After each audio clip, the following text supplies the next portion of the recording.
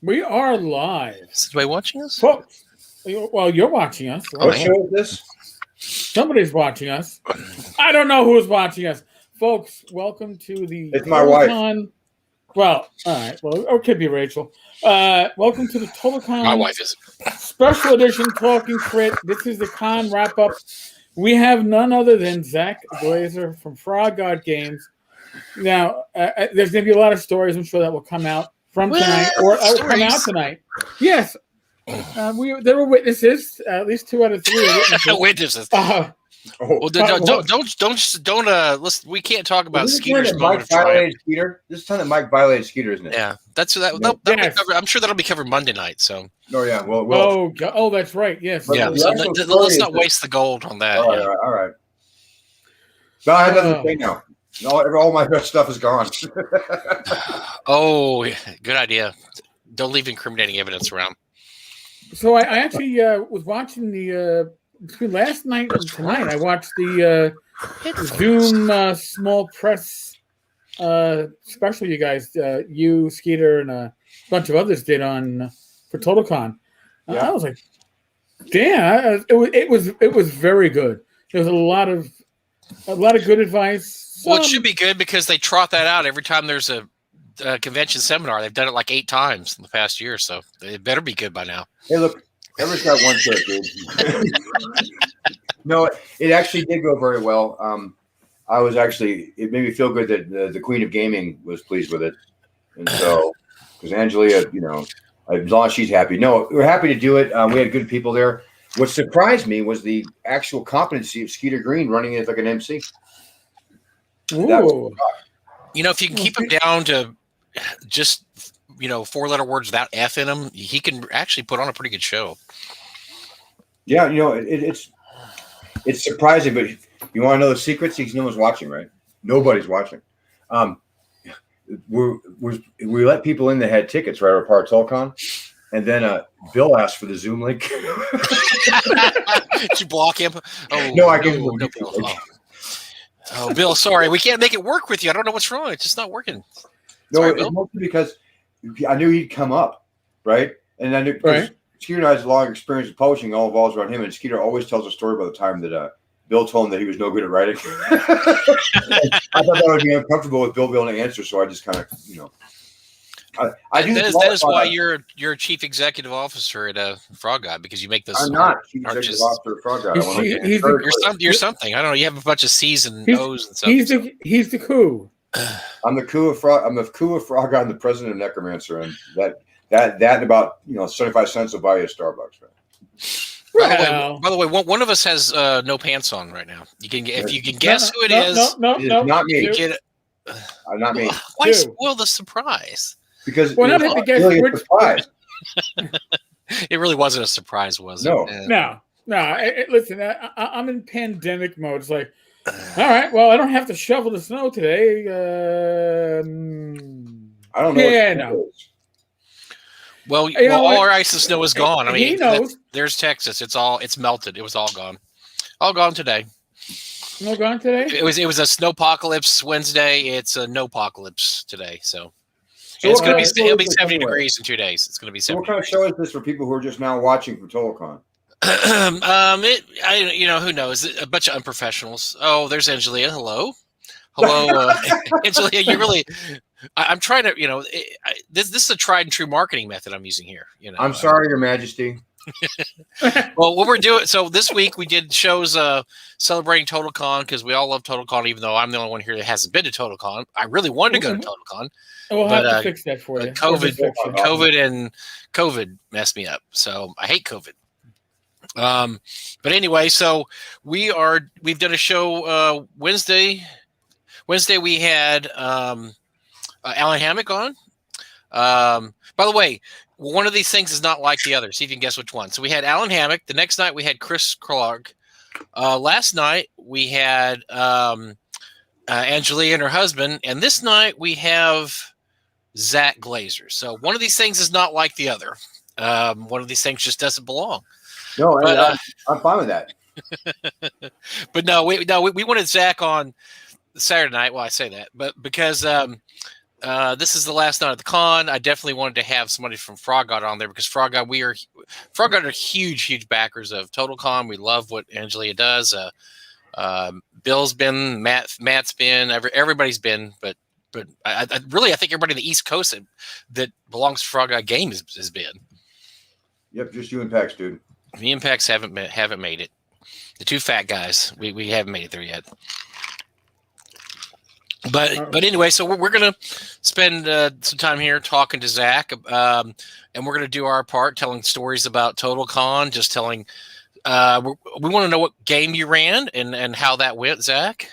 Did you? I ran the same game I always run, which is I didn't run a game. I did a seminar we just talked about.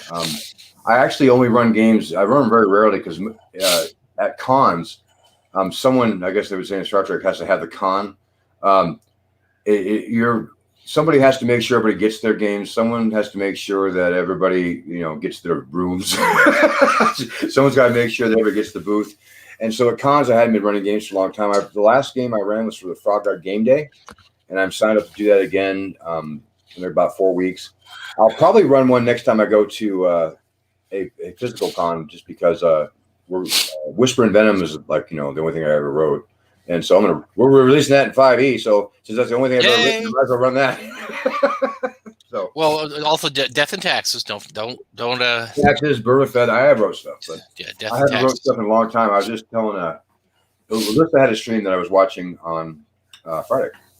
It was last night, and she was talking about how great Teagle Manor was and how she loved the map, and how if you open up the book of Teagle Manor and how you can see how the maps separate and how they're able to take that huge map and make it useful, and like. That was the last production thing I've done at Frog God. I was so touched because I'm not allowed to touch this Photoshop anymore or anything else. And because we have professionals working on stuff now, right? And so because of that, our stuff shows it. If you guys will all see a box set we have coming out soon. We have our newest books are amazing. Our newest Indiegogo books are amazing. So the company that I run with, Bill Webb, basically has outgrown my ability to help produce for it. So, by the way, speaking of the Teagle Manor maps, an inside story. For those of you who have seen it, it's an absolutely beautiful book, great maps. However, you may have noticed at some points or another there are mistakes on the map. I would like to let you know that for one whole week, all Zack, Glazar, and I did was go over that map and make sure every rat hole made it to another rat hole. Every door that was supposed to be there was supposed to be there. Every candlestick was in place, and we got foiled by technology because it turns out that when the final copy of Teagle Manor map was uploaded, it was not the final copy, right, Zack? It was a layered copy, and it did not have all our corrections. And the upload wasn't. Let's put it this way: it's been the corrected maps available digitally. How's that? It was a labor of love. We worked very hard on that to make sure that everything was correct. And when I saw it, my heart broke because everything was not 100% correct. But it was really close. It was pretty close. There was just a few tiny things off, but you know how fans are. They notice. My favorite story about that of all time was when Rapid Athlete came out for 5e. And we're talking a book. It's like this thick, right? 700 pages. I mean, how big is that book? 400 pages? 888. 888 pages. And literally, I'm not kidding you, literally 3 hours after it came out, I'm getting emails that say, hey, by the way, I just wanted you to know on page 276, paragraph 3, line 2, you accidentally refer to this one room twice. Like, how did you read it so fast? How do you find that so quickly? I mean, it's just crazy. So, no matter all the editing we did in that book for months and months, these people would find it within 2 hours of reading the book and gleefully send an email saying, we found you misspelled this word, page 384, paragraph 5, sentence 2, word 3. Hey, look, shame is a big motivator, right? And to be honest with you, that we've been improving consistently for a long time. I mean, if you go back to the old stuff, like the old stuff from Necromancer that went through White Wolf, I saw Chris Promise made a post about the Swords and Sorcery Studios first monster manual, creature catalog, or creature codex, whatever. He's like, there are errors all over here. I'm like, ha! I knew it.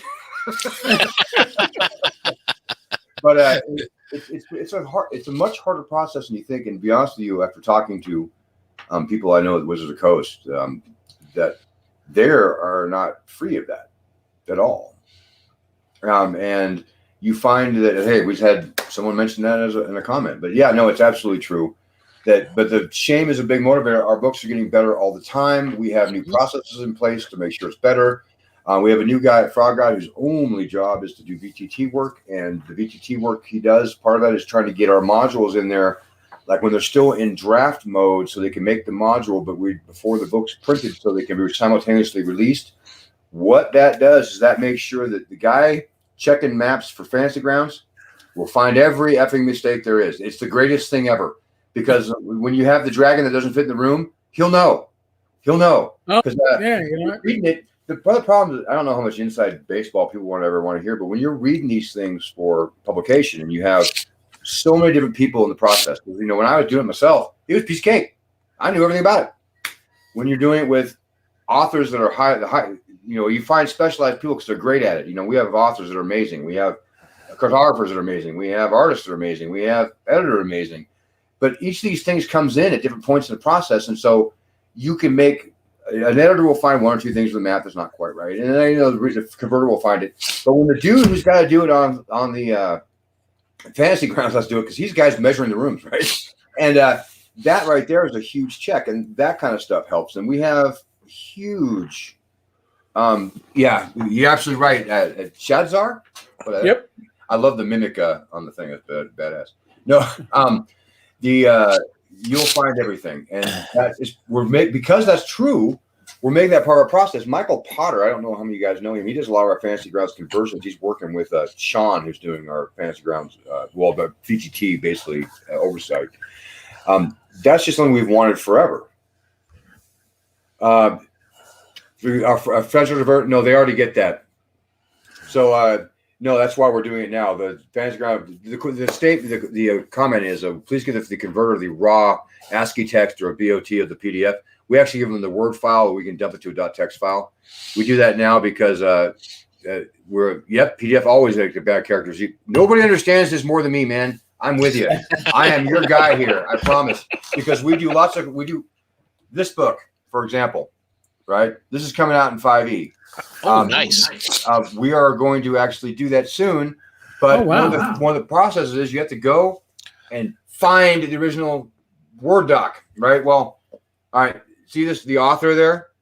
He is useless to find original Word docs.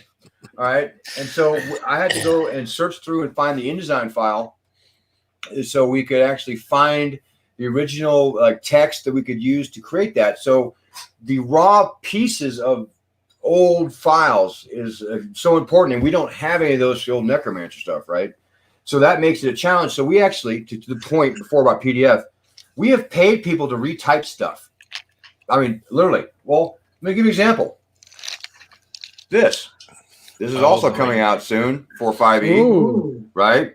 Retyping, re-editing, and redoing that has taken us months. Ask Mark Greenberg. Anybody who knows Mark Greenberg? Yep. Thank him. He's a hero. I talked to him the other night, and he was working on it. He was weeping. I know. And the thing is, he's making it better for everybody, right? I'm so excited about Cyclopean Deeps because I think it's one of our best products that was never actually hit above the radar well enough, because it hit right after Rappanathic, Pathfinder, Swords and Wizardry, and when everybody was really tired. I also think it hit during that period when our covers weren't really that great, and to make matters worse, we used the same cover for Cyclopean Deeps and Cyclopean Deeps 2, and I think that would have benefited by a much more dynamic cover. There's a lot of inside reasons why that happened, and it's all going to change. The new stuff's going to be great. Oh yeah, our covers. We were talking about the other night about I was bragging on how.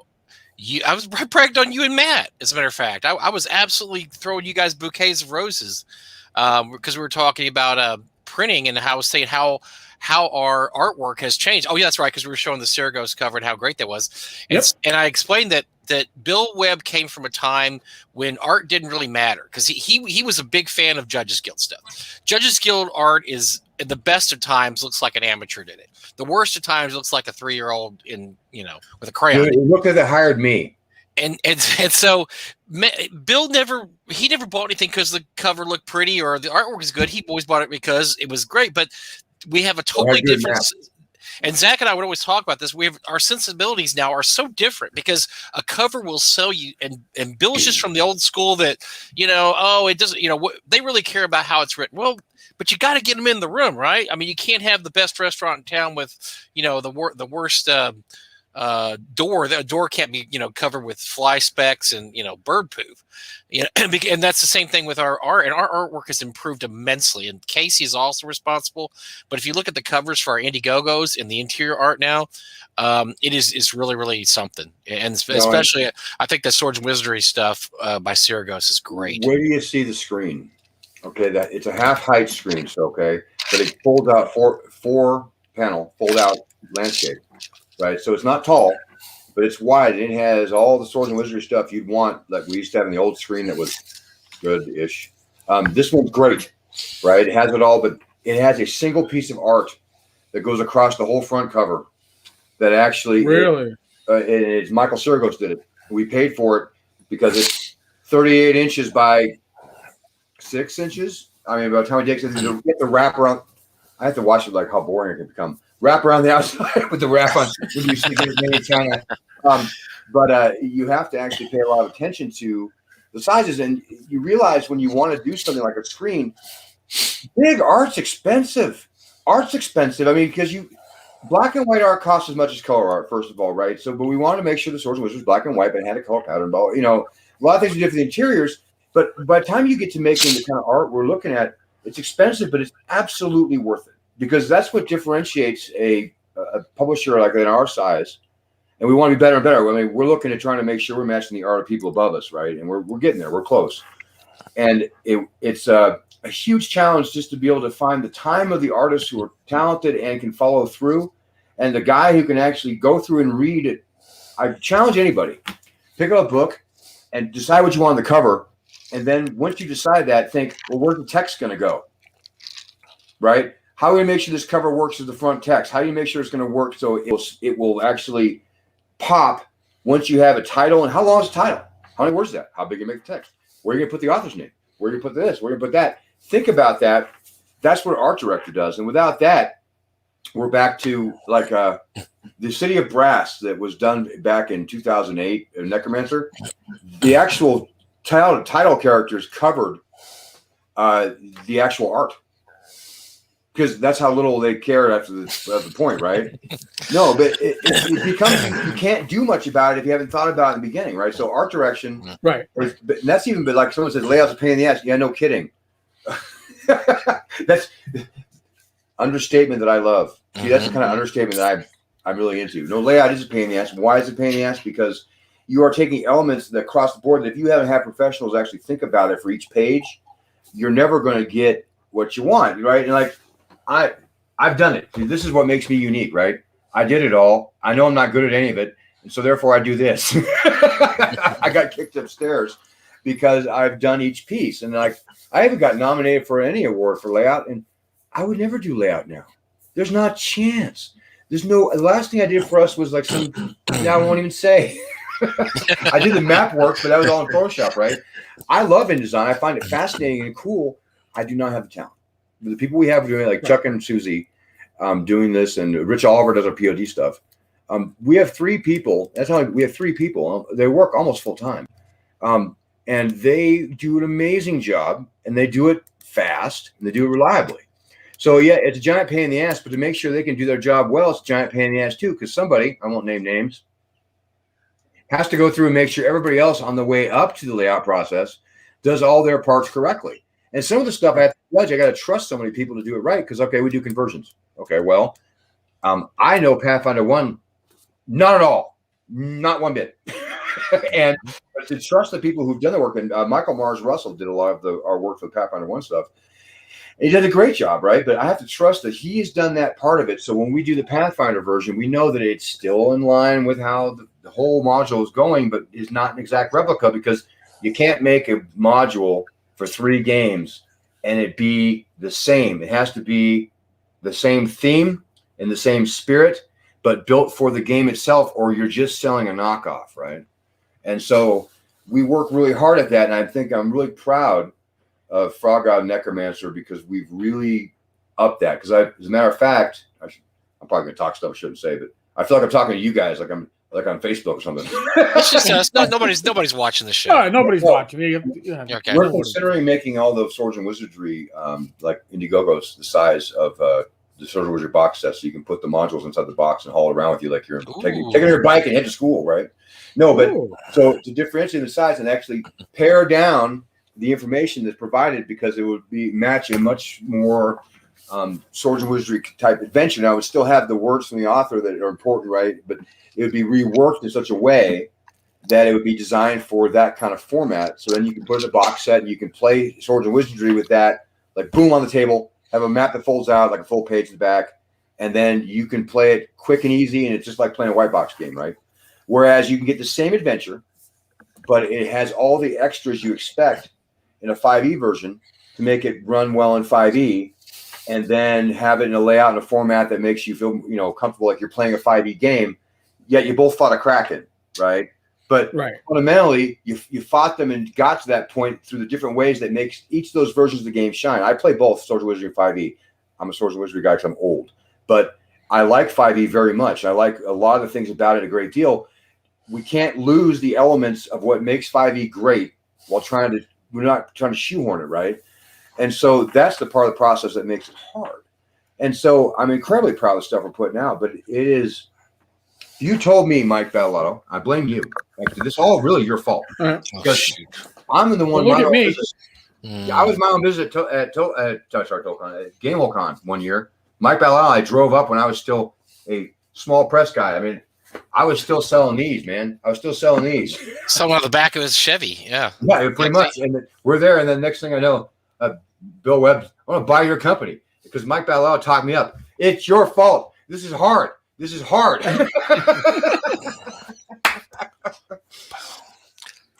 Oh, God. Yeah, you're moving on up, man. It's a troll. It's the troll that keeps on giving for me. It's great. No, it should, because you know what? Honestly, it's given hopefully to everybody because I'm lucky. I'm extraordinarily lucky because I'm one of the few people I know that does outside of the Wizards of the Coast and some people at Paizo that actually are able to do this full time. And Matt and I do this, literally do it full time, and it's a gift. But I want to be grateful because it's such a gift that I'm able to make sure the stuff that we make available for our fans and for our customers and for anybody who loves the game. Like if a player plays in one of our games, doesn't know who we are and never knows who we are afterwards, I hope that the work I've been able to do to get that there is worth it for them, because I love role-playing games. I've loved role-playing games since 1981. And that now to you two old farts, that may sound like I just showed up, man. Just because Earl Otis set was my first set doesn't make me a young. Wait. Old farts. Listen, I know Mike's the old grognard in the room. I'm only 53. Okay, and I probably started 81. I can't remember. But I started around 75. 80. Yeah. Well, my wife will tell me how old I am in the chat here in a second because I never remember. Well, if you were born in 74, your birthday I was born the same year. Oh my God, you were a child. All right, I was born the same year as Dungeons and Dragons. That's how I remember. Wow, you're right. So, okay. No. Well, so we focused on you a lot, Zach, because that's just how your ego rolls. That's right. Well, let's talk about TotalCon a little bit. So I was trying to think how this worked out there. I remember the year you quote unquote finally got back into conventions. I remember you came to North Texas, and that early that year you had gone to GaryCon. What's the first TotalCon you went to? I went to TotalCon in 2012, and I went because I had decided to make Whisper and Venom, and I was going to go to old school cons. And this is your fault too. Now I think about it, we used to go to a chat on the ACM or KM every Friday night. We had a chat. And I met you because I bought a Lost Caverns from you because you're laughing about that guy Cougarenard. And he was there. Oh no, Coogie. Anyway, no, I met you, and I'm like, what other old school cons are there? Because GaryCon North Texas, because you had already convinced me to go to North Texas, and that also was your fault. Damn, as long as it is your fault now I think about it. Wow. This is the troll. I tell you, I went in 2013 and it was 2012, and it was great. Before I launched my Whisper and Venom Kickstarter, and The only person I really knew there was Michael Curtis. I was in a game with the Case of the Misty Magic with Frank, and I was in a game with Tim Cass, which we eventually became the Snake Riders of Arredondo, which is still to this day a classic because he still runs it. Wow. Okay. Well, yeah, because again, I told the story last night to Angelia about how when Doug and I were looking for schools or cons that had an old school track in 2009, there was none. I looked everywhere. I mean, except for Gen Con and Dragon Con, nothing except for TotalCon, which had games by Frank Menser. That was it. Because back then you could not find a convention that wasn't all 3.0, 3.5. You know, I mean, that was it. That was the big game. I was supposed to meet Matt Solars there, and he didn't show, right? But I hung out with Michael Curtis and I did the old school stuff. And it was great. And TotalCon was the coolest con ever when I went there. And no offense, nor offense. But what they did better than anybody, was had families, board games, and role-playing games in a way that was so comfortable and so cool. And they had cool seminars and everything. And what I distinctly like about it still the best is nobody runs a con that is that big that feels like a family con yet that I've been to. Because like North Texas, it feels like a high school. Like we all got together in high school to play. These are all the guys I would have played with in high school. North Texas is only 500 people too. I mean, yeah, that they have 3 times as many people as we do at TotalCon. So yeah, being able to do that is amazing.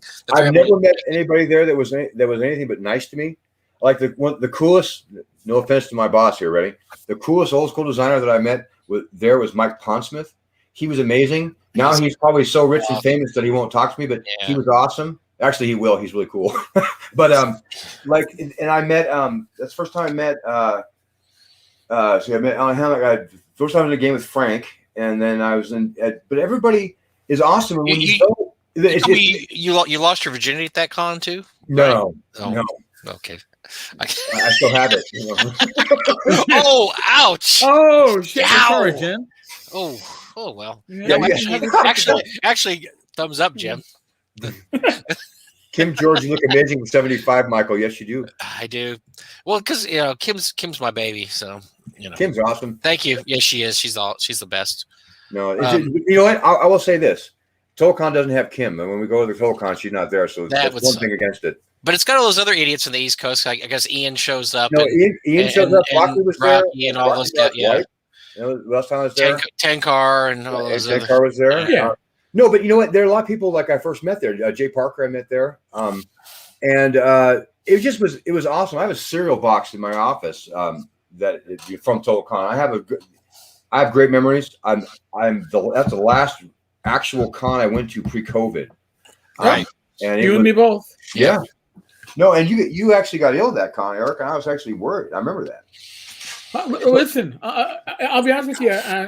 The best thing that happened to me was getting ill, because getting ill, coming down with the upper respiratory, which led to pneumonia and sepsis, which kicked off the congestive heart failure. As my specialist told me, that's the best thing that could have happened to you, because you already had the damage due to radiation and chemo, and if you didn't know about it, because your body was compensating, you just probably wouldn't have woken up one morning. Well, so now I'm here to annoy you. Oh, Tenkar's ass right in the hospital. And, you're the queen of gaming and life. I tell you what. You'll even catch life-saving pneumonia at TotalCon. That's how great it is. Yeah. Listen, it worked out perfect for me.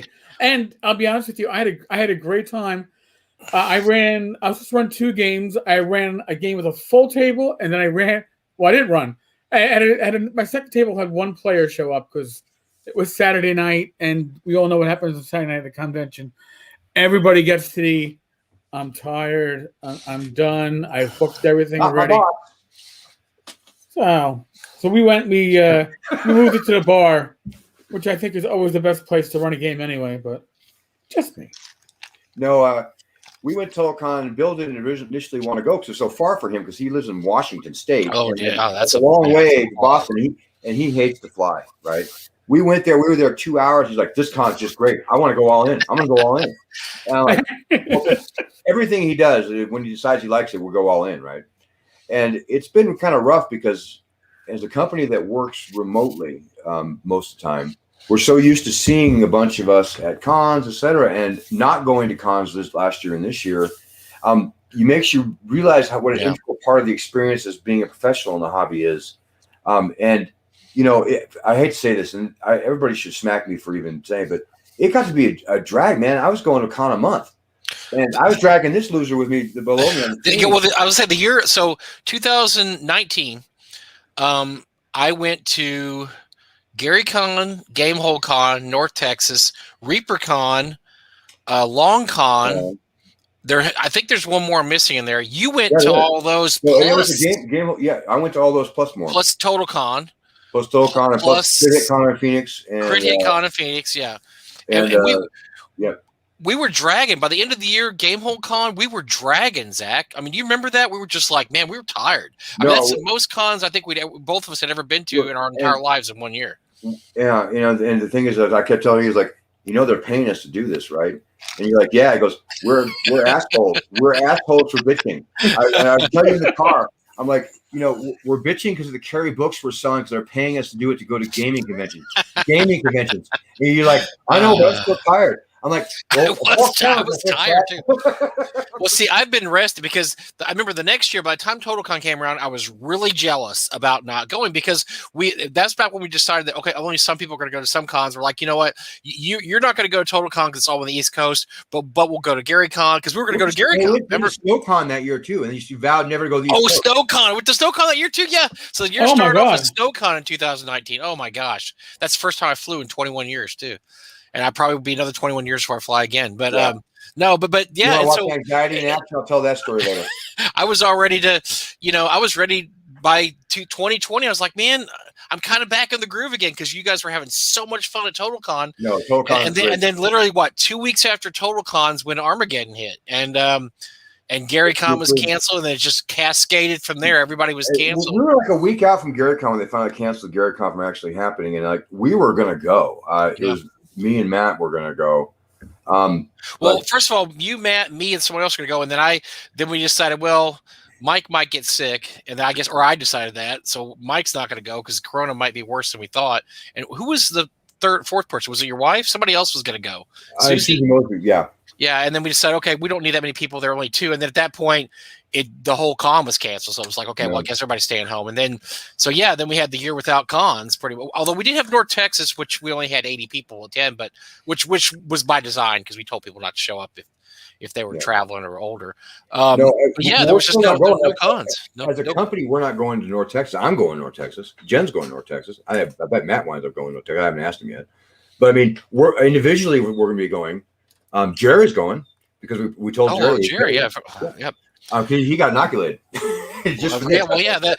were hoping that most of the older people by North Texas will be inoculated, and most of us I've talked to are getting inoculated, which is great. As a company, we can't justify it because we don't know how many people would be there. We don't know how safe it is for people who work with us. So we have an obligation. I mean, this is where it's all fun and games in the gaming industry until something serious happens, right? But we have an obligation to our people and our fans too. I mean, what if I got sick, right? And I showed up to do an event.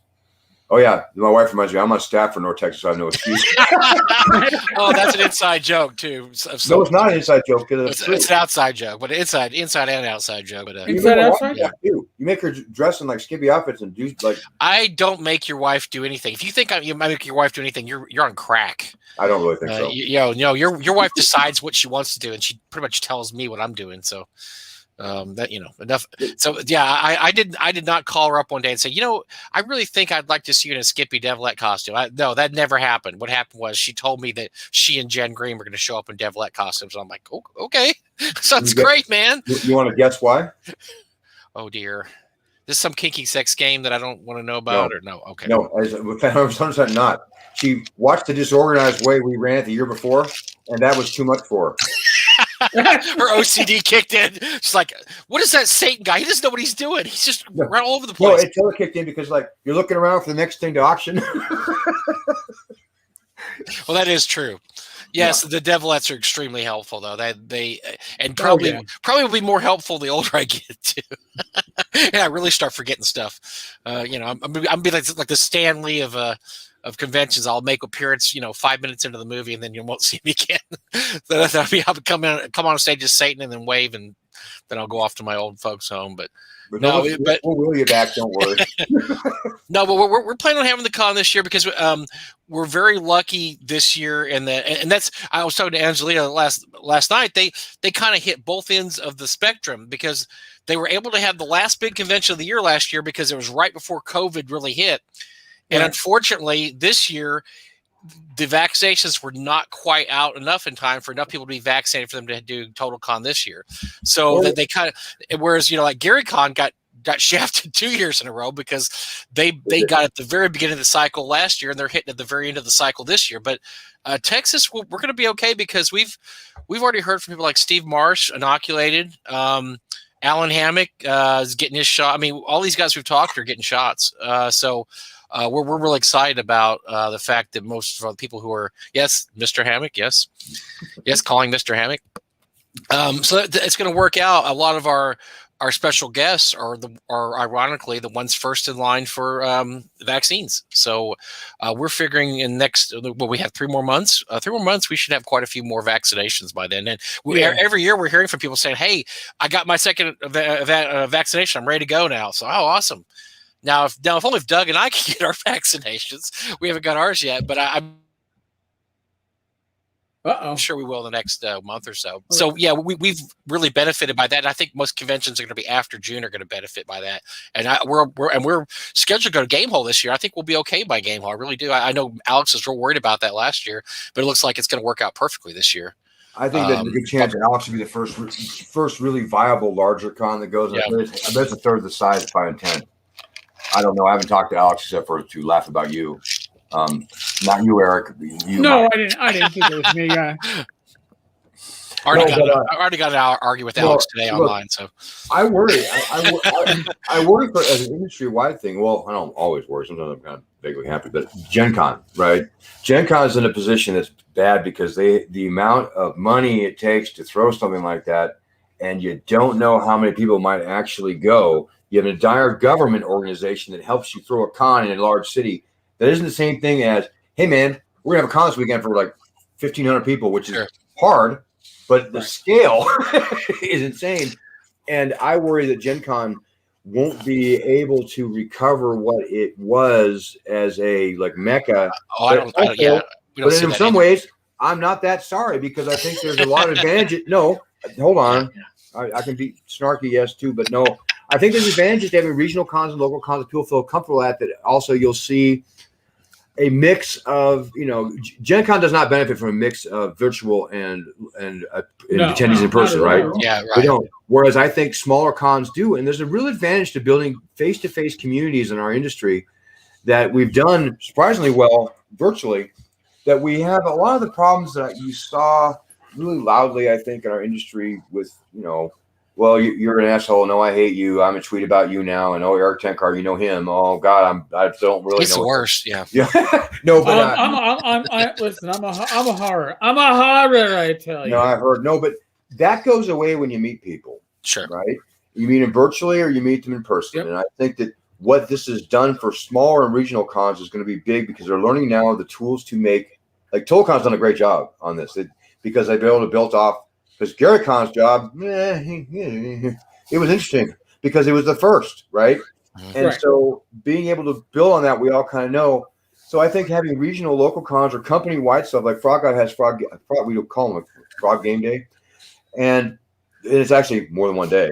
But we get together and we run with our 4 other fans are welcome to come and join for an inexpensive price. They get a module and they all. But these things bring us together in ways we didn't know how to do so. We'd go to cons. And we'd see the same people at every con that we love, like Kim George, for example. She's the queen of con-going women. It's true, but we also don't get the chance to see.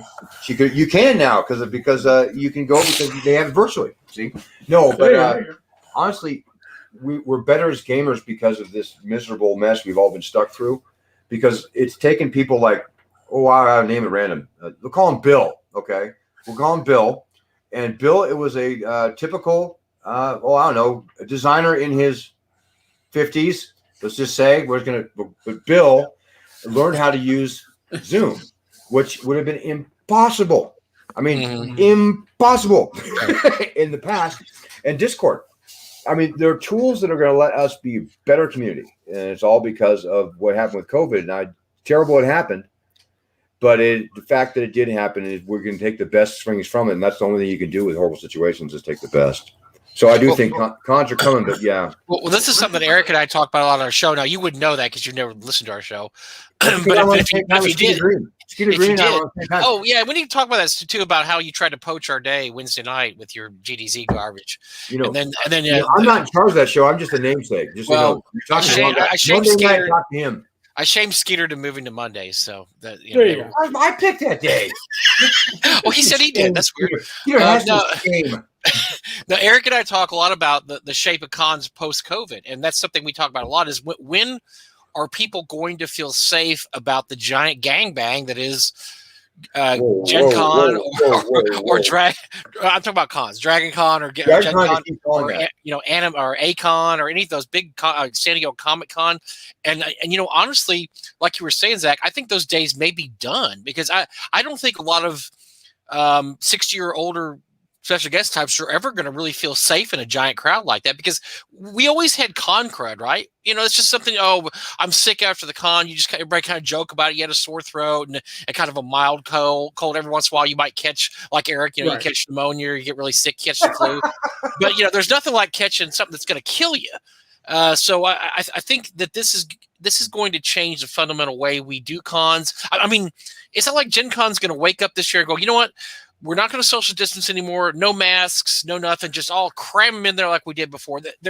It's going to be a while before they're able to even try something like that ever again, if they're even going to ever try that again. There's a lot at stake. I think that that's true and not true at the same time. I think that it's true that it's a big risk, but I think that if we'll call you Peter, okay? We're not going to name you a name. We're going to name somebody possibly named Peter. Random guy. Con, we'll call it SummerCon. You have a reason to not believe that and to try to make it as safe as possible for everybody, because it's an industry, right, in itself. I mean, I dream of the day that 1 month of Gen Con's effing income or expenses is my entire company's take, right? So if we're talking big players, like Dragon Con's the same way. And at least at Dragon Con, I guess you're wearing an outfit sometimes. They don't look like they're very COVID safe, though. I actually met a woman from Dragon Con, and she was like one of the nicest people I've ever met. I'm like, you represent your con very badly because you aren't what I see. But the fact that you're right, I do think that they're going to try. But how do you do that? How do you get your fans? How do you make your fans buy into that? Like, no. That was 2 years ago. You're not going to die anymore. Everything's great. We're going to cram you in there again. I think that's outside of their control. Well, but part of what, listen, even TotalCon, we discussed yesterday, TotalCon's plans going forward is likely to be a hybrid. It's going to be, we're going to have a physical con presence, but we've also learned that there are people that like the virtual aspect, that people that, and they have picked up people playing virtually from across the country that they wouldn't have gotten physically. Now, does that mean, listen, just like me going from blogging to podcasting to doing live streams, some of your audience transfers over, some of it doesn't. Some of it stays where it was, and maybe some of it you lose because they feel you're not concentrating enough on them. But I think that all these things can be part of the new future. Listen, work from home. We've been doing that for years to a limited extent. But now, because of COVID, Manhattan is literally half the office space in Manhattan is empty. It's damn near close to it. And the thing is, companies are reevaluating, saying, how much office space do we really need? Sure. Maybe we only need to bring in 1/3 of the staff. Wasn't the NASDAQ or something thinking of moving to Florida? Part of it, part of the reason for those moves they're talking about is because I think one of them had their servers in New Jersey, so Jersey decided, well, we're going to tax every transaction because your servers are in New Jersey. And they're like, all right, we'll just move our servers to Florida. Because a lot of it is the tax issue, and that's part of the problem with this whole, remote work is now it's like, well, where do you get? Who taxes your income? Well, if you live in New Jersey, but your job is in New York, but no longer physically in New York, you're telecommuting into New York. Who gets the tax money? I'm going to tell you what they try to do. Well, yeah. I'd like to hear it, sir. No, well, that you're going to see. I think we have all three thankfully lived, Yes. especially you, Eric. Thanks for living through a time where we have a fundamental shift in our country and I mean, what am I concentrating on? Hobbies, right? I don't have any kids, but you know what? Schools are different. They'll never be the same again. Oh my God! Yeah, we had our niece on the other week for Gamers Health, and she was talking about the changes and being in a three-sided box, basically at her desk, and they have lunch in pods. Like you go to lunch with the same 3 students, so you're limited to who you're exposed to.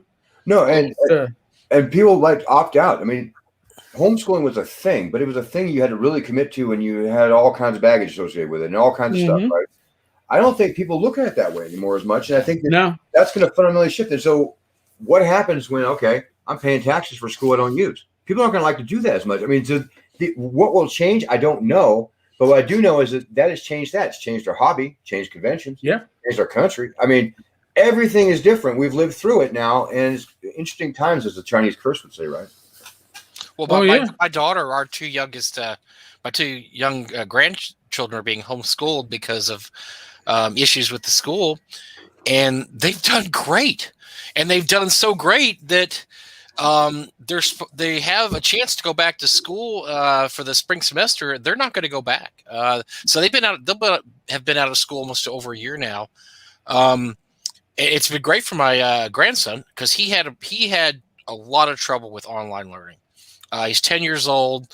Just hard for him to keep attention. It's really hard for any kid that age to. I don't think I could have done it when I was 8 or 10 years old. Sit in front of a computer screen for 5 or 6 hours. But yeah, you're absolutely right, Zach, because it changes the whole paradigm of well, is this the best way to do things? Is in-person learning the best thing for everybody, or is it good for some people and not good for other people? And should we keep doing it the exact same way? The same thing with cons. Circles it back with cons. Exactly. Circles it back with cons. Is this the best way? Are we doing cons the best way? And I think we may have reached the apex of having the con, just the 65,000 person, or when you come to San Diego Comic Con, the 100,000 people crammed into this place, shoulder to shoulder. Absolutely jam-packed in there. We may have reached the apex of that, and we maybe take a step back at this point. So, what? Maybe that's not the best way to do cons. Well, I think you're actually right, too. I think you're right about guests. I mean, you don't have to be, 75 years old and like Bill Webb, right? No, you don't have to be a celebrity. You could be a Marvel movie star in the best shape of your life, right?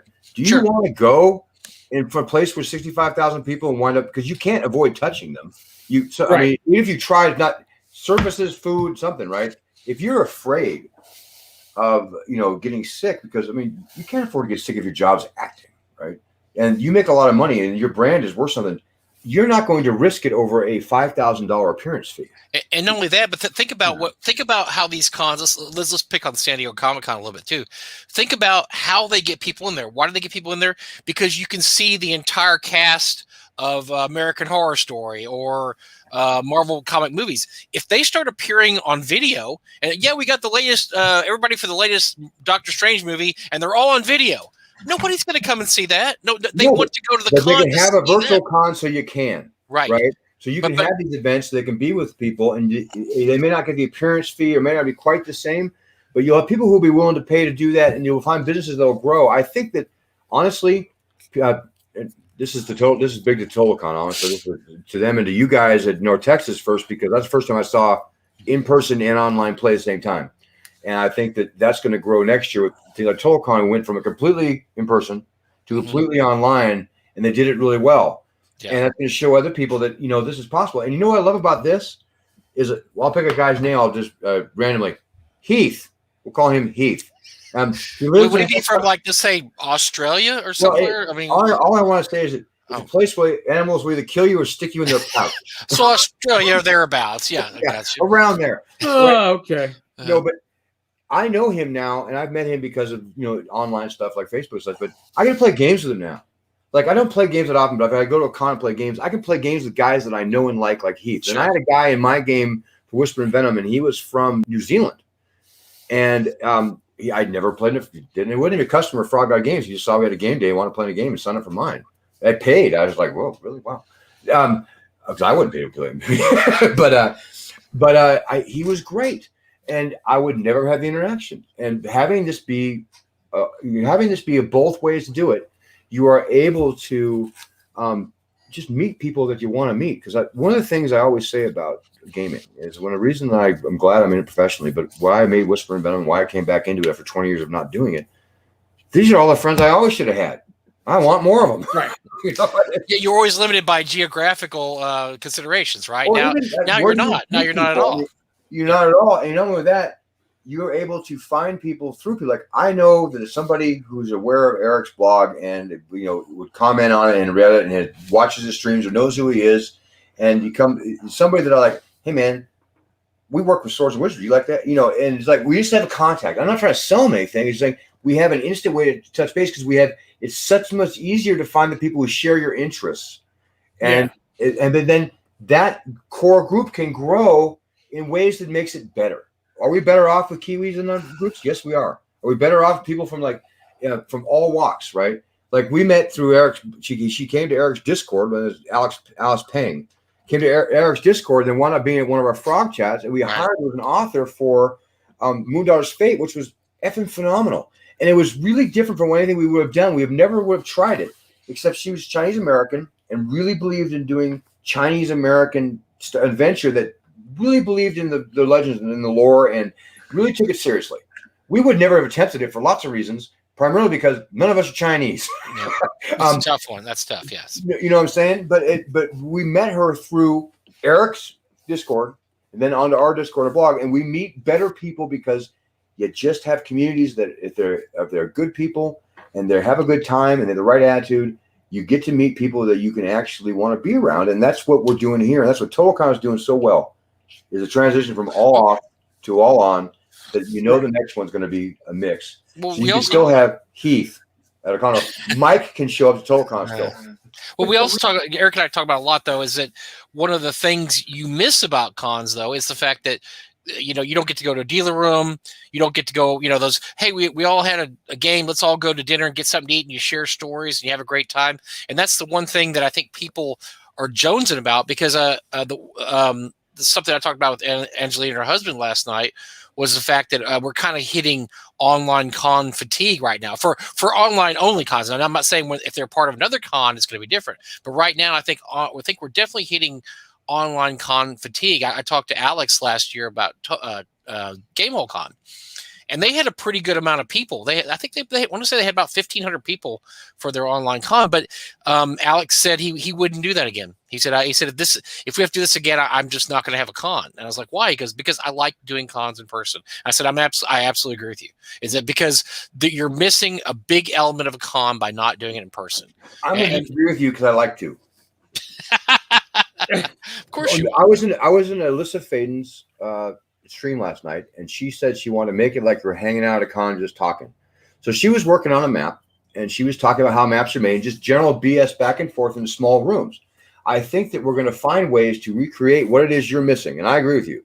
That is what's missing, is the people aren't used to still going Discord and going to where there's a chat or a general area and just hanging out. But there's a new service called Clubhouse. I think it's a social media service, and it's all audio only, right? People are starting to learn how to go into rooms and just talk again.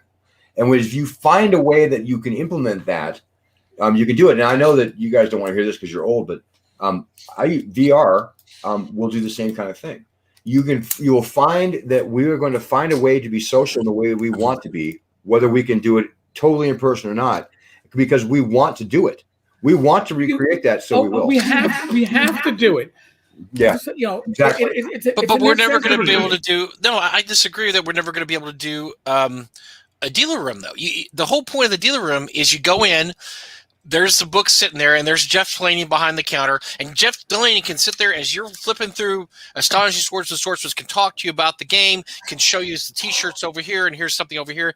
And I think that's one thing we haven't been able to do well yet. Now, I'm not saying we can't maybe do that better in the future, but we can't do it well right now. You're absolutely correct. No, now I have to agree with you. I hate that part. But no, you're absolutely correct. Right now, really not possible easily unless you have very specialized people who want to see it done. But honestly, I talked to Doug Davidson over at Fancy Grounds. At Fancy Grounds, one of the things that it's built to do is use VR, right? And I can assure you that I can set up a VR booth in the Unity space, and I can do it in about a day, to where if you want to walk through and pick up something and look at it, and you can't flip through the pages yet, but that'll come. But you could pick up something, look at it, and we could talk about what you're visually talking about. We can have a transaction. I can ship it to your house in a week. Well, that's interesting now. But that's more of a heavy reliance on VR. That's VR. A couple years away. Yeah. There's got equipment involved, but it costs money. Well, the computer we're on right now costs money too. I mean, an Oculus Quest is $200 or $300, and you put it on your head, and you can have that whole experience, including walking and meeting people. And I'm not saying it's for everybody. I'm not saying it's going to happen soon, but we will find a way to recreate this in ways that'll be useful. But I still think in-person cons won't go away because I'm in Arizona. And if I hear there's going to be an in-person con in Phoenix, it's going to be a size I'm comfortable with, say 1,000 people. I'm going to choose that first over. And I love virtual reality. That's my other hobby that I don't want to go talk about anymore. We already know about the porn, but yeah, go ahead. No, I wish. I'm too tired. Anyway. Yeah. No, I understand. That's actually what I talked to Doug right about was the Tilt 5. Anyway, there's a comment. I do think that even with all the tools, I love VR and I love sitting there working with all the different aspects, but I will drive down to Phoenix first. It's 90 minutes away, but I will make that decision first and pay the $800 I'll spend between rooms, food, games. Like, I have saved so much money because of this convention. It's not happening. It's not. I got paid to go. but you get tired of that though, because we've been at home now for almost a year now.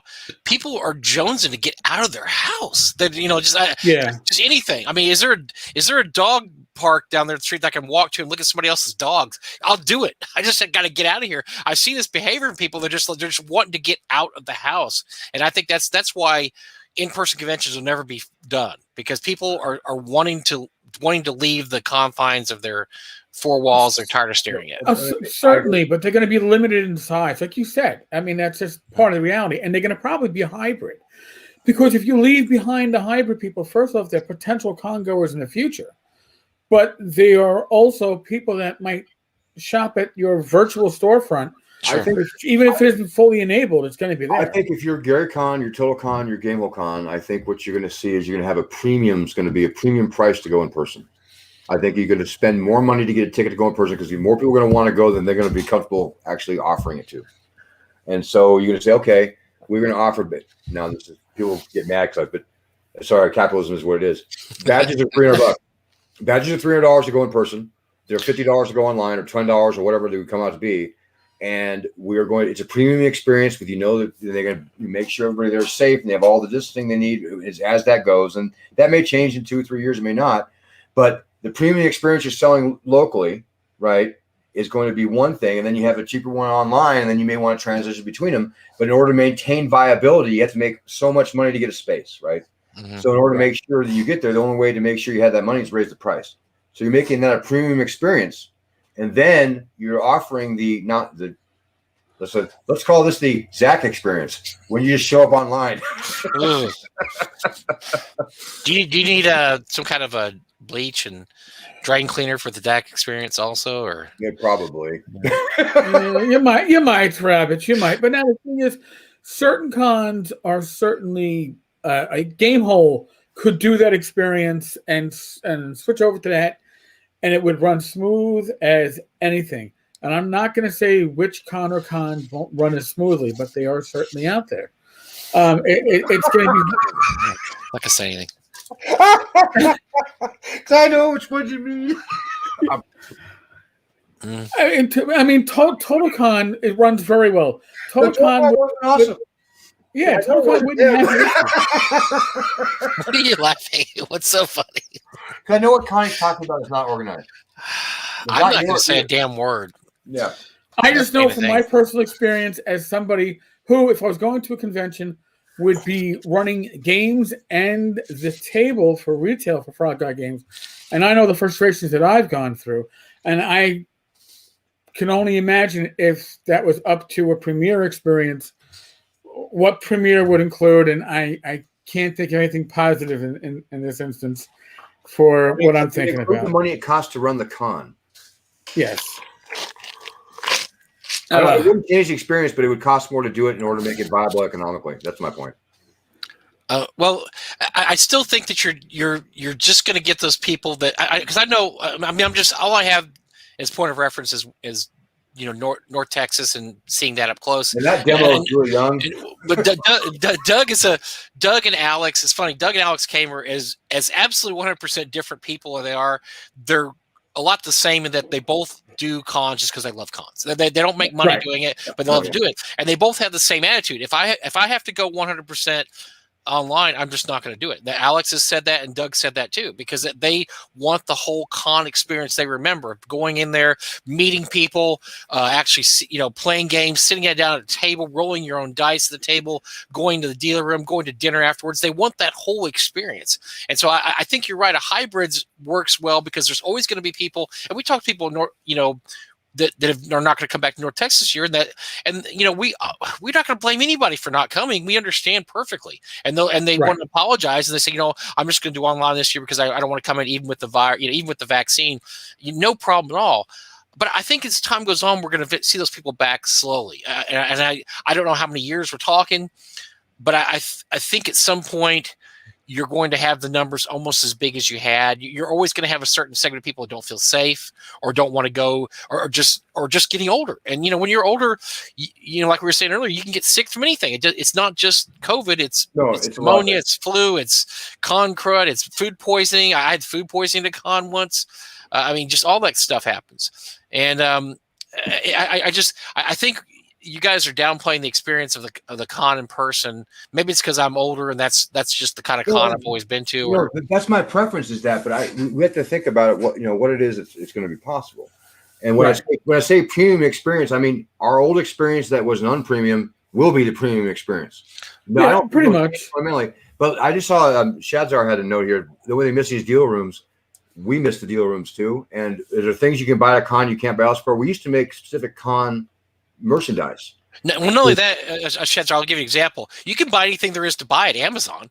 So, honestly, you don't even need a con. You can just go to Amazon and buy everything at a discount. But the thing is, you don't get that experience, and you don't get what they call impulse buys. And I can't tell you how many people walked up to the Frog God table. I don't think, and Eric's seen the people too, I don't think they were going to buy anything. But once Eric and I start talking to them and showing them stuff, then all of a sudden it's like, you're not going to be able to find the Arduino trilogy at any kind of, online. That's only something you're going to find at a con at a table. This is what saved my wife. Should have saved a lot of things like this. I have spent more money than I'm going to mention. I spent at least $50. Sure, that's right about what you spent. This is what you missed. This is what you missed, and you missed the auction, which is my favorite part. I recognize auctions too. Yeah, I recognize that there are things that you can't replace, and I miss the auctions a great deal, though, and I bet they miss me. And I'm a low tier bidder. But when you can spend $1,200 in a night, part of it goes to charity. It's all great. That's hard to replicate. Is it impossible? I don't know. But to do it in person again is going to be more expensive than it used to be. That's my point.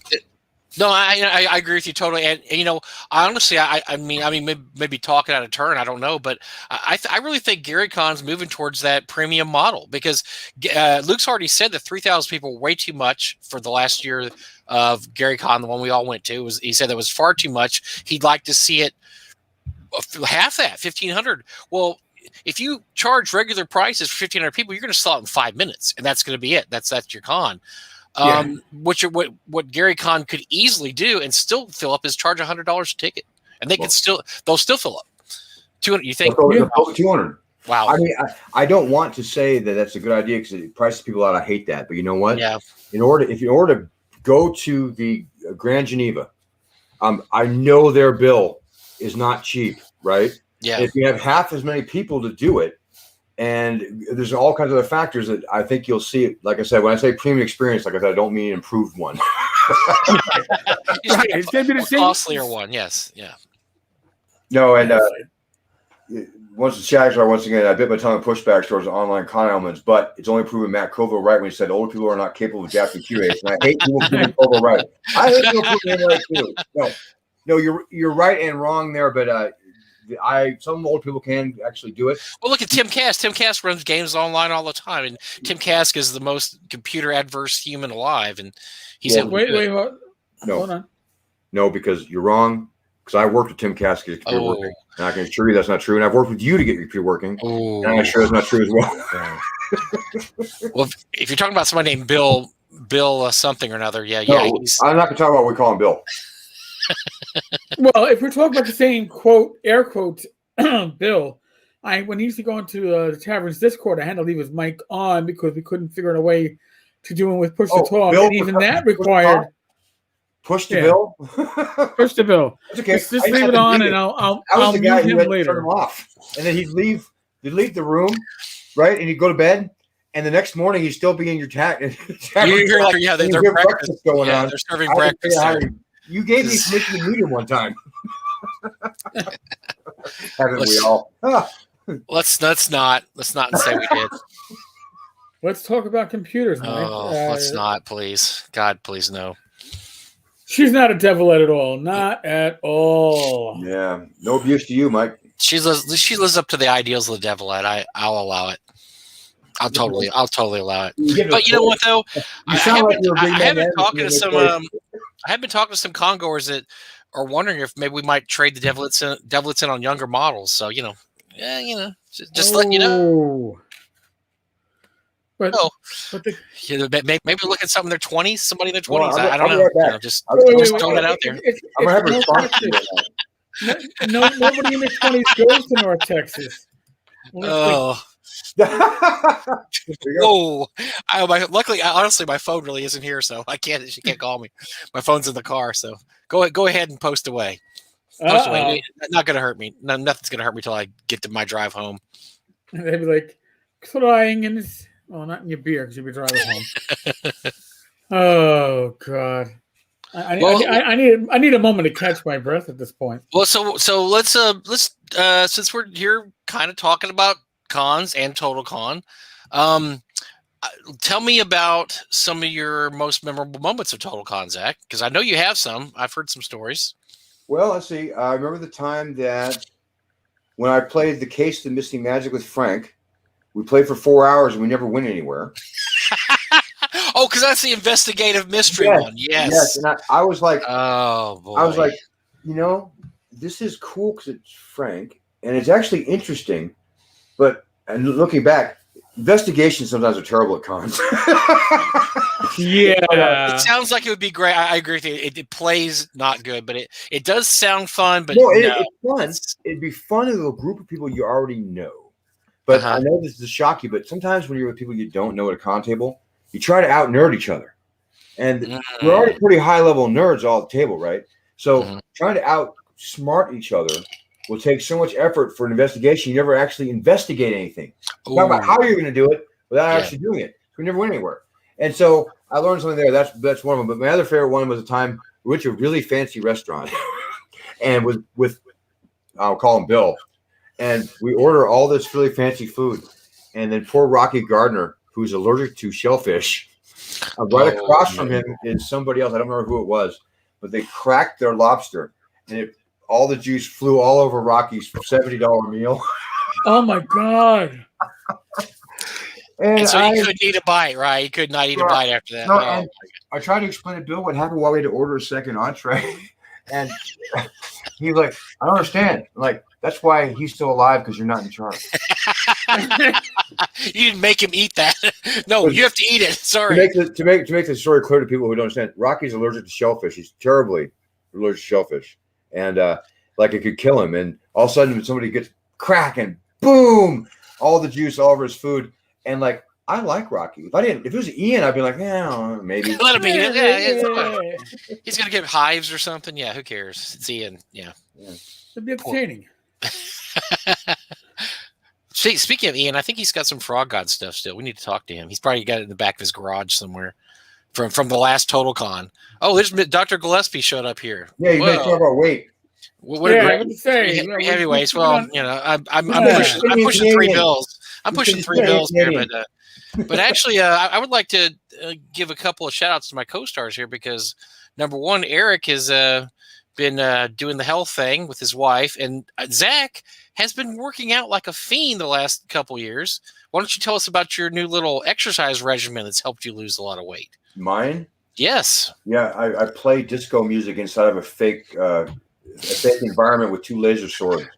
I do a boxing train. I do VR workouts. I do it. But it works though, right? I mean, it's worked for you. So it works really well. In fact, it worked incredible. I have a bike where I can bike anywhere in the world.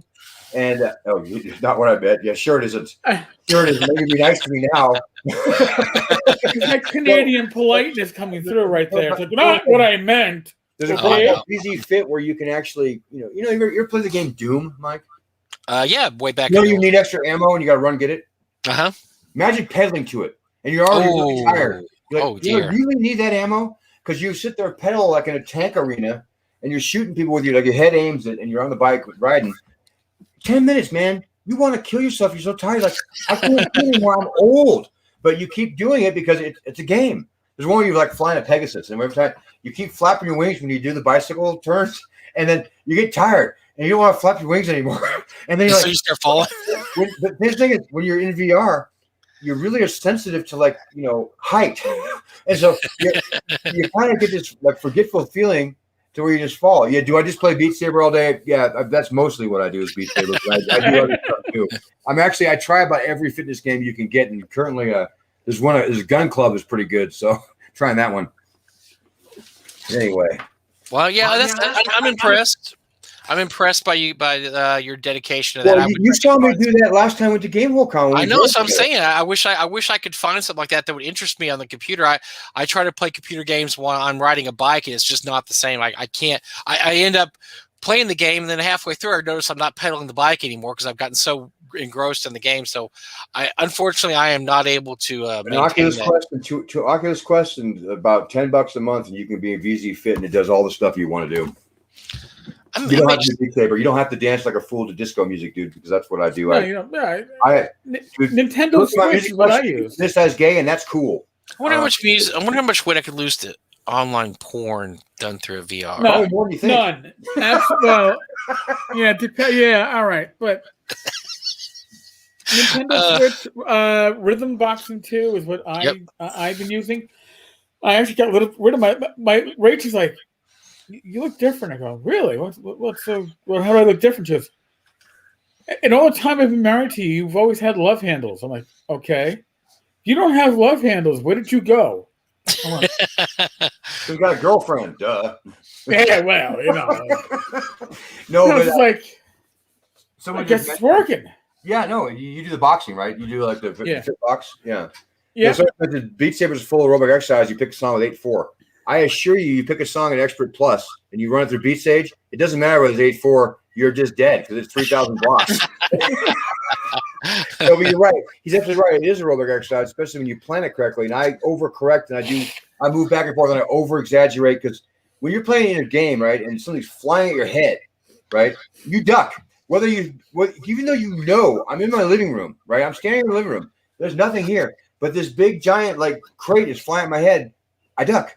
And I find that is really useful for encouraging exercise. Just like, the weirdest part with the VR bike is when you can use Google Maps, right? And it shows you. I learned to bike in Japan. I did Hungary the other day. I'm in Hungary, right? I'm biking. And the only thing that takes me off is the fact that when you go up hills, the bike doesn't incline, right? Other than that, I feel like I'm there, hey, look, it's an ice cream shop. And that's what I think. I don't actually, I realize that I see it because there's a guy outside the ice cream cone. And it's a picture, right? So you're actually biking through these places, and you overlook the technical limitations. You just kind of just bike, and it's amazing. Mm-hmm. So that has helped me. So you ask how I did it. That's how I did it, was the VR stuff. That's why VR RPG is worse, and because people already break their coffee tables trying to play. I broke my fan music. I found that Skyrim VR, although awesome, it really is awesome, and it does get you tired because it makes the warrior build with the sword and shield better. you will without spatial awareness. That's why actually my wife loves this. We have a beautiful living room with a really nice Uzbek handmade carpet that is like just beautiful to see. I bought the ugliest round carpet I could find, and it's terrible. And I put it flat in the middle of the floor so like my feet can feel when I'm in a certain range. And I don't let old women and I don't let kids in my house. So therefore, Jen and she's more spatially aware than me. But no, it does happen. You become so into it. I have actually punched one of my bookcases once. Oh, wow. It hurt real bad. And I was playing Gorn. It's a game where you just kill stuff all the time. And like I've been on the chariot racing game, and next thing I know, I look up and I pull up my headset and I'm facing, like looking at my really expensive collection thing. Like, if I punched that glass, I could have destroyed a $1,000 copy of the white box, And so, you do have to be aware. But yeah, no, it's a good time, and it really does help. Well, let's talk. We'll talk about conventions and stuff we missed with conventions. Let's talk about the most important thing. We've missed hubcap-sized chicken or pork loin sandwiches for a couple years now. That's probably why I look better.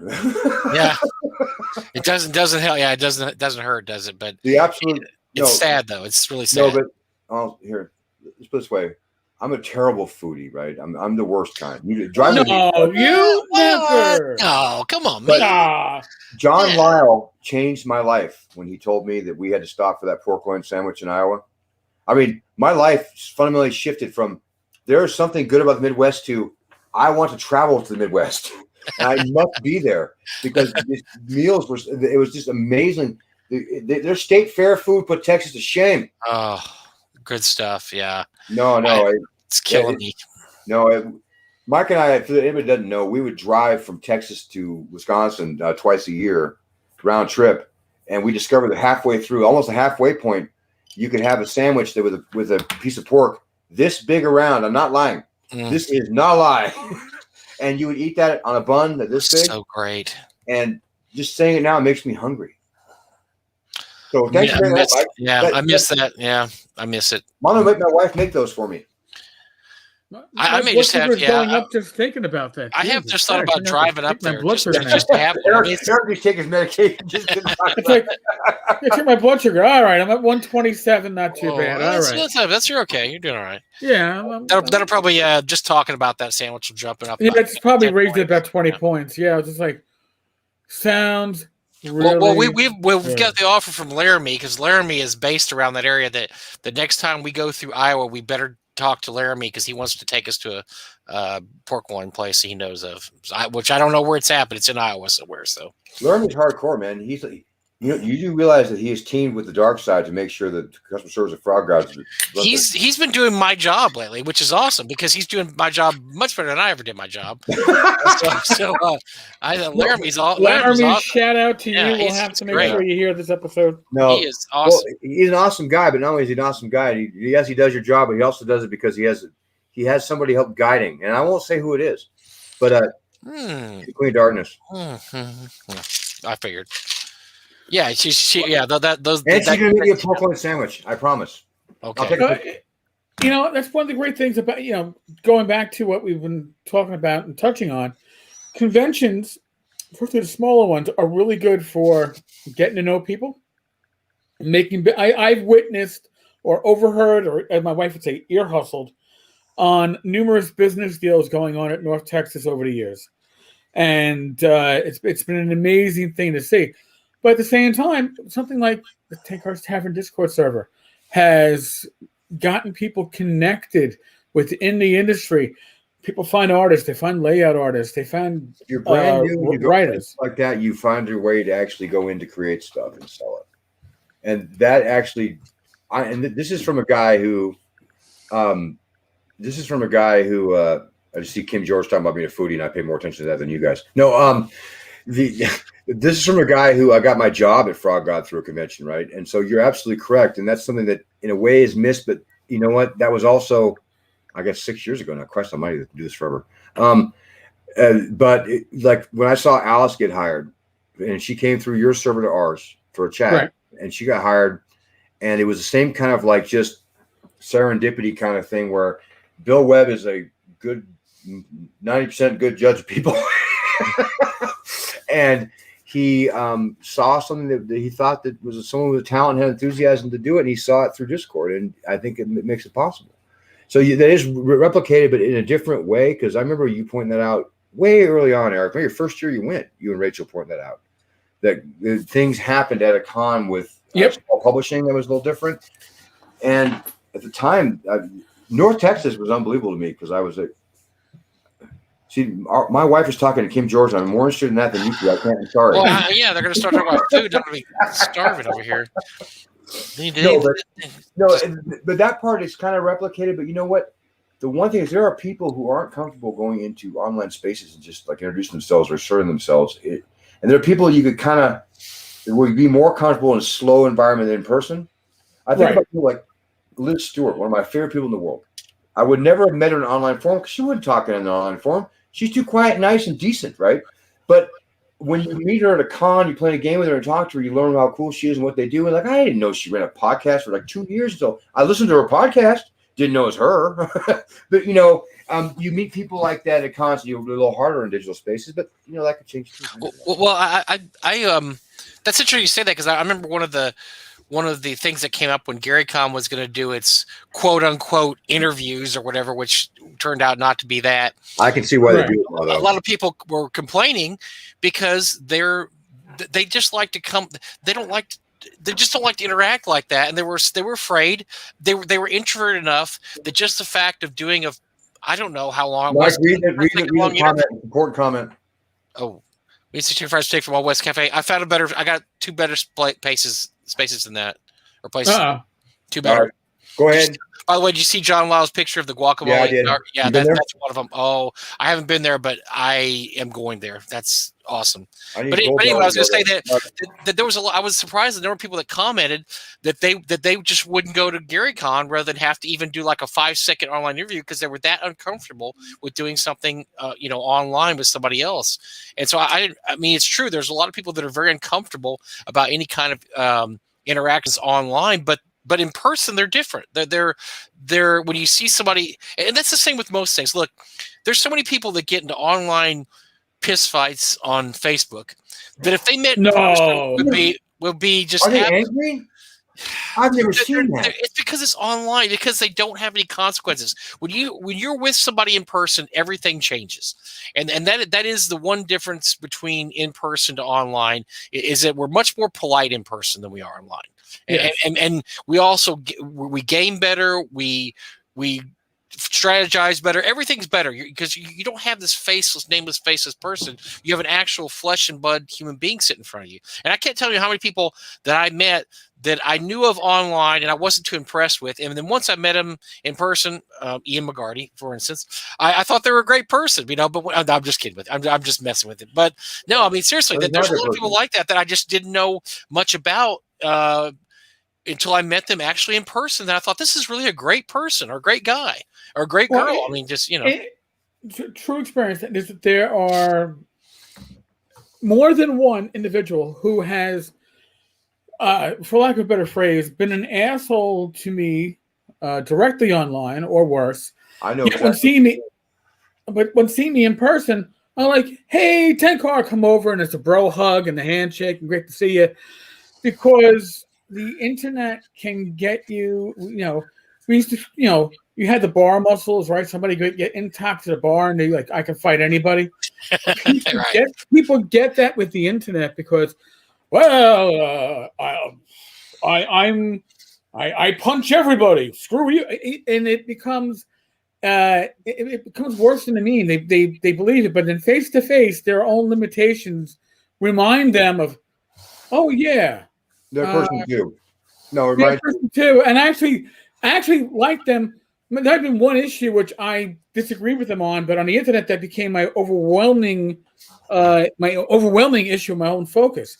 And I think that's something that we as a society are somehow going to have to overcome, because the internet, social media especially, breeds that. And more so, like if you're somebody who doesn't like social media because you think it's toxic, I'm going to tell you right now, pare it down to going into groups that are specialized on what your interests are.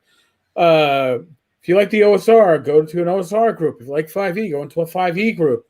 And ones that are moderated, and you know what? Your experience is going to be amazing. It's when you have to read everybody's feed where they have to do their, for lack of a better phrase, political diarrhea every waking moment at everybody out there. No, I just had a that thought. applies both directions. I'm a member of groups on both sides on this because I hate all of it, but I have to join them, right? And I'll be honest with you, it goes both ways. And it is just tiresome. It's tiresome to have to give your bona fides, man. You know what my bona fides are? My bona fides are, I love this page 16 of the Earl Otis basic set. I think the art there on the crooked page is badass. Those are my bona fides. Yeah. Right? Or Sure. I just started playing 5e and I love it. That's your bona fides, right? Your bona fides aren't anything else. I have an opinion of Wizards of the Coast. Keep it to yourself. Let's play a game. That's what we're doing. Right. It's too hard to do online though, but and you're right in person. I'll give you an example. Like I'd never met James Spahn, and wish I'd never had now. But no, I never met him, and then I had never met him until he came. You never saw the topless James Spahn. Until he came. Oh, I saw that finally, but no, I'm just saying until he came to the con. Okay, you got a picture. That's right. Yeah. And so we have a fundamental difference of opinion on The Last Jedi, which I think is a terrible movie, and he loved. And so we talked. Yeah, of course he is. We talked about this on the online a few times, but I said, you know what? When you come to Texas, I want to ask you a few questions, and I want you to answer them the best you can on this movie. So we had a perfectly human discussion for about an hour on why I didn't like the movie and why he liked it. And we both came away saying, okay, well, we don't agree, but we didn't name call. We didn't say you're a Nazi. You're the worst human ever. Mike Ballotto. and I think that happens so much more in person. You don't like the whole set, do you? I knew it. and it's funny now because you see these geek groups like Star Trek and Star Wars absolutely go to war over, certain things, and Dr. Gillespie's one of the ones that likes to throw gasoline on that particular fire. He does it so well. No, but seriously, but it's true because these are the kind of people though, if you were sitting around a table and you had to argue about the Mandalorian, you would have a perfectly normal conversation about it. But when you're online, everything just gets so magnified, so out of control. And that's one of the reasons that's great about going to online conventions is going to in-person conventions, because James and I were able to meet at the convention, talk about it, and stay friends, even though, as you said, Zack, he was absolutely wrong. And by the way, he's acknowledged he's wrong since then. I don't know if you know that. So no, I did not. No, he has. Oh, really? I'll have to call James after this and verify. Well, because he thought that. No, I'm not even going to get into it. Moving on, go great. Wow. Yeah. Well, here's another point. If you're in a voice chat room, all right, with very few exceptions, and the exceptions on Tavern Chat have generally been expelled. Oh God! Stop showing me your phone. That's Dorothy from the Golden Girls. That's inside. That's inside joke between James and James. Yeah. But I mean, if you're participating in a voice chat, it's often much more civil. The same conversation, same topics. No, you're speaking by voice, and then you move it over to text, and then it becomes. F you, your mother. It's the other way. There's no tone. There's not tone online or in text. And video has tone and also has expressions, right? Mm-hmm. I find that's the one part about online conventions that's similar to what Mike's talking about. Is you're playing in a game with people with video, you are getting a whole lot more of the. I often will make sarcastic jokes. I try hard not to do online because they don't come across as bizarre. They come across as mean. Right. And I realized that and I have to check myself. Yeah, emotes do give a bit of tone, but sometimes they give the wrong tone too. Yes. Well, you're being a sarcastic asshole, aren't you? Well, here's to you. Well, Frog Got Games Day last year, we had a game, and Kim George was actually in my game, and we had two gentlemen in there, not one, but two gentlemen that were foreign. And we we were able to have fun. We did the game, but it was hard because just you don't realize how much you rely on visual cues when you do things. And so I think one of the gentlemen was from France. Kim may correct me. The other, I don't remember where the other one was from, but they're both foreign. Like I said, everybody ended up having a great time, but it was tough relying just on verbal cues when English is not the first language for two of your 5 people. Which is why I think that the video part of it is going to make the difference, or a VR kind of aspect where it has facial expressions, and that's all coming. So, well, that's what great thing the Zoom brings is you can see the people plus, and that's why Zoom was such a huge success too. No, and I think you're going to see that we are still at the beginning of the beginning when it comes to collaboration and online tools. I think that you're going to see stuff. Like early on, we were trying to produce, but we don't realize you don't have to because it's getting done already. Simple Zoom tools for games, like just a Fog of War. Yeah. If you just have a map in Fog of War, you can run an old school game, no problem. Oh, no problem. I do. Right. And those tools are already made or have been made already. But we were talking with an attorney I won't name, and Beard. We were talking about actually making one and investing in it, and we didn't because it was already getting done so fast. We're going to see all these tools explode in ways we don't expect, and it's going to make our hobby better. Just like, the more inclusive we become, and I know that word's really like touchy, but seriously, the more inclusive we become, the better our hobbies become because we have more people from everywhere. And if you feel like you're from a foreign country, you barely speak English, but you feel welcome to come to a game run by two Americans on an American server, and you still feel comfortable coming, everybody's better. I mean, everybody's better because of it. And I think that with more tools like we see now, but as they improve, I think you're going to see a lot of this nastiness in the hobby kind of go aside. I think that everything's got a fad, right? Eventually people are going to get tired. You can't be angry that long. You would think, Zach. I live in New York City, and I've seen anger go on for generations. The gangs of New York. Last week in a tiny town, so what do I know? Yeah, you live in idealistic America. I live in real America. It's not San Francisco. I'm not dodging human feces, but I'm sure I'm going to get there. But New York, they still have signs that won't hire Irish. I mean, come on, man. They're wait. Unless you're a cop. Unless you want to be a cop. No. We have locations that say we'll only hire Irish. It's just turned around on 180 on that. We will only hire Irish here. If you're, it's like only Irish women. If only you're anybody else, I can't only do Irish women. women. Eric, there we go. There's the Irish. You both just ruined it. Thanks a lot. It's the Irish brogue.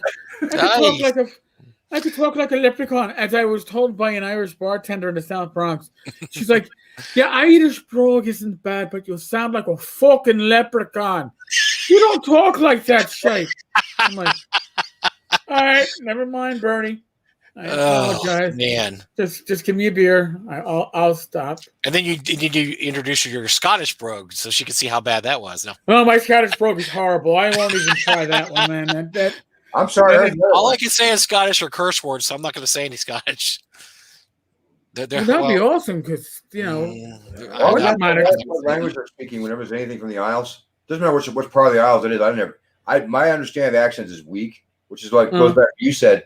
Having video chat in a game with foreign nationals would help me a lot because I can listen to someone Scottish talk, like Jason McCartan, right? Jason Paul McCartan, yes. Yeah. Scottish brogue.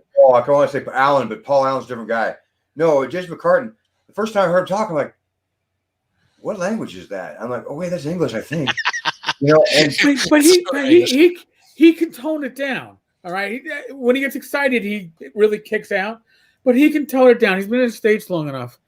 But is it a problem? Yeah. I mean, I have to admit, the visual helps with the voice. I mean, I probably, I don't know if I told the story here, but when I was not a rookie cop, but back, oh my God, over 20 years ago, my captain was just midway through his career. Yeah. My captain at the time was what do they call them? like a piggyback or a bringback. He was born in the States, but raised in Ireland and then came back to the States. So he was native born U.S., but he spoke with an Irish brogue, and he was from Donegal. And his brogue wasn't that bad for Donegal. But I've met his parents, and his mother talked like this, and my son's on at 4:30. And you guys watch the news, and I'm like, and I'm looking at her, and I'm literally translating in my head, and I'm always like a sentence or two behind, and then I just gave up, and I'm like, Paul, what did your mother just say? She's like, oh, she's saying that I'm going to be on the news at 4:30, and if we're going to still be here, but we're not, you could catch me on the Irish news. I go, I don't give a fuck, Cap. I really don't. So that's what I'm learning. We're inclusive here, except for you hate Scottish people. I got it, Eric. I got it figured out now. Yeah, there you go. But then his father, he spoke with a Donegal accent, but he spoke like I was a retard, and enunciated every fucking word because it was like an American in a foreign country. Fast. I like it. I was just like, just speed it up a little bit and we'll be good because the two extremes are very fast and very slow are killing me. Yeah. But, no, I can see that. It's funny. I saw a show once where they talked about how if English sounds so specific, right? You hear a word, you get a word, you get a word. But you look at someone speaking English, you don't see the breaks in the words. Just like if you see someone speaking Chinese, the words all string together. There's no real pause. And it's only because you've been trained to do it. So it all is just foreign to me. Well, then again, look at New Yorkers. New Yorkers tend to abbreviate words and condense them because if it's got more than two syllables, it takes too long. We got to shut down something really small. Yeah. Come on. You use gestures? Us use gestures? Never. And that's why, me being on the video, people listening to this at home on the Tavern Chat podcast have no idea the hand gestures that He's I am flipping you using off. He's from New York. now. You. Yeah, well. I won't say anything about how Texans speak because we speak correct English. We're frozen. So. You can't talk. Y'all howdy and bless your heart. So that's all you need to know. Yeah, bless your heart doesn't mean what you think. I learned that. And drop the G whenever you're not chewing, you're chewing. You're not chewing? Going, you're going. Yeah, you always drop that G. So G's only exists at the beginning of a word, not at the end. Not hanging out, you're hanging out. Well, not actually hanging. You're hanging. You're not hanging. Yeah, hanging out. You're not hanging? No, everything. Yeah, you always drop your G. That's just the way it goes.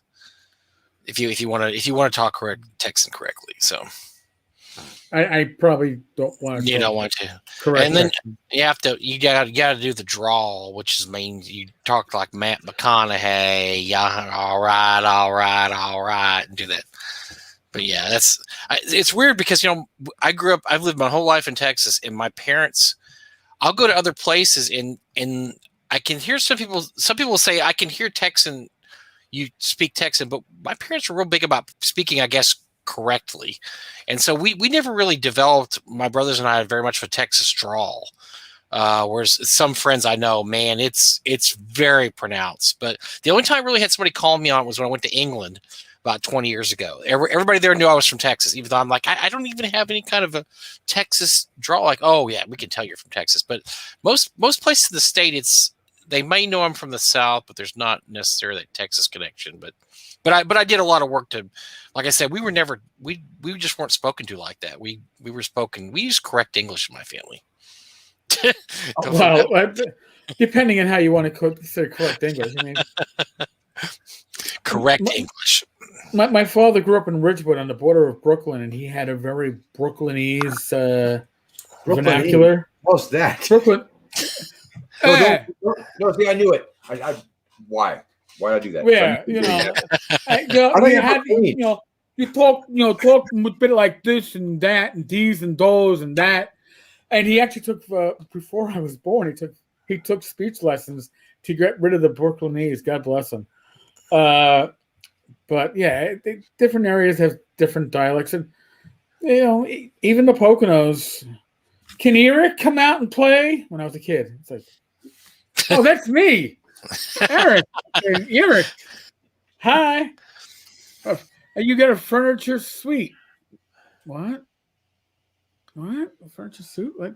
You just pronounce words really differently than New Yorkers do. Never mind. Well, so we covered a lot of things at TotalCon, and so what do we have? I'm going to pretend like I don't know any of this. What do we have coming up from Frog God Games in the future, in the calendar year to come? Well, I talked about a few of them early on. We got this year. We have a book of magic items that's be coming out called the Tome of Wonders items. We'll have the Cyclopean Deep 5e conversion. We'll do Whisper and Venom 5e. We'll also have Necropolis with a big map by Alyssa Faden. And then we have some of the best like modules, because we've gotten to a point in Frog God, which is really great, is that we no longer we need a 16,000 word adventure and we need it yesterday. We're not there anymore. What we are is like, okay, what we need is the following 5 bullet points that we want. So we hired authors based on what we want and what they're good at with bullet points for it, rather than accepting anything we can get, because we need to churn, because publishing is all about, getting things out so you can pay the people who do the work, and so you can actually still do it. But we're caught up and changed the way we've done things to the point where we can order stuff. And for example, one of the things coming up we have that we ordered, and we ordered specifically, was we ordered our Christmas module for this year is going to be Orcus in a Winter Wonderland, and the author is Steve Winter. Aha. Right. I see the connection. Yeah. That's just a funny connection. But we picked Ed Greenwood to write an adventure. We actually went through some of his older stuff. And Ed Greenwood's going to write something similar to that with bullet points, because we're trying to make late 2020 or then 2021 the underworld year, because we want to go back to what is it that Frog God does the absolute best. We do challenging adventures underground. I mean, honestly, we're known for Rappanathic. We're known for Cyclopean Deeps and the Slumbering Czars So we want to have adventures like around. We have a Rappanathic adventure coming up. We're going to release Down to Quest Corax early as an Indiegogo, so you can get a sample of it. I might even write something. I'm actually trying to plan to write some of the caravan stuff from Cyclopean Deeps, and we're trying to concentrate on things that we think are fun and we have the ability to actually focus on, and we're real excited. I mean, everything. I mean, I'm working right now on the order for the Necropolis Special Edition box set. And I made boxed. Oh, okay. Well, it's sort of. It's a special edition version, but it's got similarities to a box for special edition. It's designed specifically with the Guppies, the Alexes, and the Minehearts in mind, because it's not just sealed; it's sealed 3 times. Oh, so you're not supposed to open it. And actually, it could be just a brick inside, and you never know. But it's going to have a mummy's tomb-like seal. It's going to have a shrink wrap seal and another layer of shrink wrapping on it, and it's going to be awesome, because it's going to be expensive as all hell, but it's going to be great, because we now, like, one of the things I didn't like, and I can say this, is I didn't love our collector's books because I thought that they were just kind of the same ish. We're going to make the collector's edition stuff wild. Like the collector's edition version of the Sword of Wizardry box set is great because it has the exact feel. Susie did a masterful job of making it look like an original first edition box set with the front of the sticker. The sticker's even a little off center looking like, right, on the cover. Just like Tim Katz laid on top there, right? I mean, there you go. It looked that way, and that was great. But now that we kind of know how to work with Regent, the publisher we work with China, we can do fancier stuff. And then we're trying to do like the Necropolis one, I'll make real fancy. And we're trying to make the higher tier pledges really more interesting, because thank you, higher tier pledge people. You're the people who support us so we can make the screens and the adventure packs and the things that go with it, so we can have really well thought out, full process Kickstarters and crowdfunds that makes sense, and was a reward for the people who actually making it happen is there. And then we have other ideas coming up. We're not going to do. We just did Tawal, and that's going to. A lot of those are just fascinatingly good. I was not really excited to do it because I don't know anything about Mesoamerican culture. Although I like Hidden Shrine a whole lot, right? I wasn't as excited to do it just because I didn't know. Man, it's great. And we will be doing more Lost Land stuff. But like, for instance, rather than doing 5 modules and stuff to go with it, we're going to do a system neutral source book for the Underworld. I mean, things like that we think are fun. So we're exciting. We were by circumstance and serendipity, we were lucky because COVID struck a company that had its own warehouse that was run from the CEO's house on a farm, and had the people who work there have already been working together online for a while So we were able to use the tools that existed for us to make the books we already made and make them faster and better, and use the time to be able to actually not just still be alive and pay us, but to be alive and pay us and give out great stuff and improve what we're doing. So we've used this horrible situation to the best we could, and we're real excited about it. All right, you got a question from Chadzar, and I can almost answer this one. Did you consider doing a live stream campaign design thing and just take stuff from our chat as part of that participation? I think you'd have legal issues as to who owns what. It's a potential bag of shit. Well, and you know what? That's a tough one, and I've gone back and forth with other people about this. What do you do? Some people don't like to read adventures, for example, because they think that they're picking up somebody else's idea and they want it to be their idea. I don't subscribe to that as much, but a crowdsourced one where everybody contributes to it, I don't like them for a couple of reasons. The biggest one is follow through for people who are actually going to deliver to us in ways that we can actually use it, or ways we're using it in a way that was intended. We don't know. Sum it up, edit it, and resell it. Yeah, no, we probably don't want to, and it's not because we don't think it's potentially a good idea, but that's not what we're good at. Yeah, that's rough. I mean, I participated kind of. I can't even say I organized it. I didn't, but Tenkar's Landing was crowdsourced, and it came out great, and it was a great community behind it. But it's a lot more work than you could imagine, and thank God I was not the one that put it together. I was more great idea and figurehead, which is probably all you want from me on something like that. No, I do that. That's my role at Frog God. Oh, all right, good. There you go. No, and all the things I just said about Frog God, by the way, is a caveat. But that's the current plan that I probably wasn't supposed to talk about, because my problem is I know both you assholes real well, and I get goaded into saying things I probably shouldn't. So, shh, Kim George, be quiet. Yeah, don't repeat this to the mass. You're in on secret this is a marketing opportunity, I swear. So I get a lot of. I know as a customer service, I get a lot of people, especially recently, asking, "Well, hey, I've got this great idea. I would love Frog God Games to publish it. Or do y'all need writers? What can I do to become a writer for Frog God Games? Or now I know what to do with the artists. I send the artists to Casey. But if you were a budding writer that wanted to get published by Frog God, what would you do? Or is there anything you can do? Well, you can go and hope that you build webs in a frog chat. Or the honest answer to that is you would have already published something. That's actually what I tell people. Yeah, it's not a gatekeeping role. Yeah. The problem is, and I thought no one knows who he is, but I signed a contract with somebody back in May of last year to write 12,000 words. He's recommended from a friend of mine. I'm like, you know what? I don't mind. We'll do this. And the pitch is pretty good. Let's do it. Never heard a word back. Right. And so the effort it takes to go through the process to hire somebody, and then until you can do that, is not useful. We don't assign out stuff we don't want returned. Right.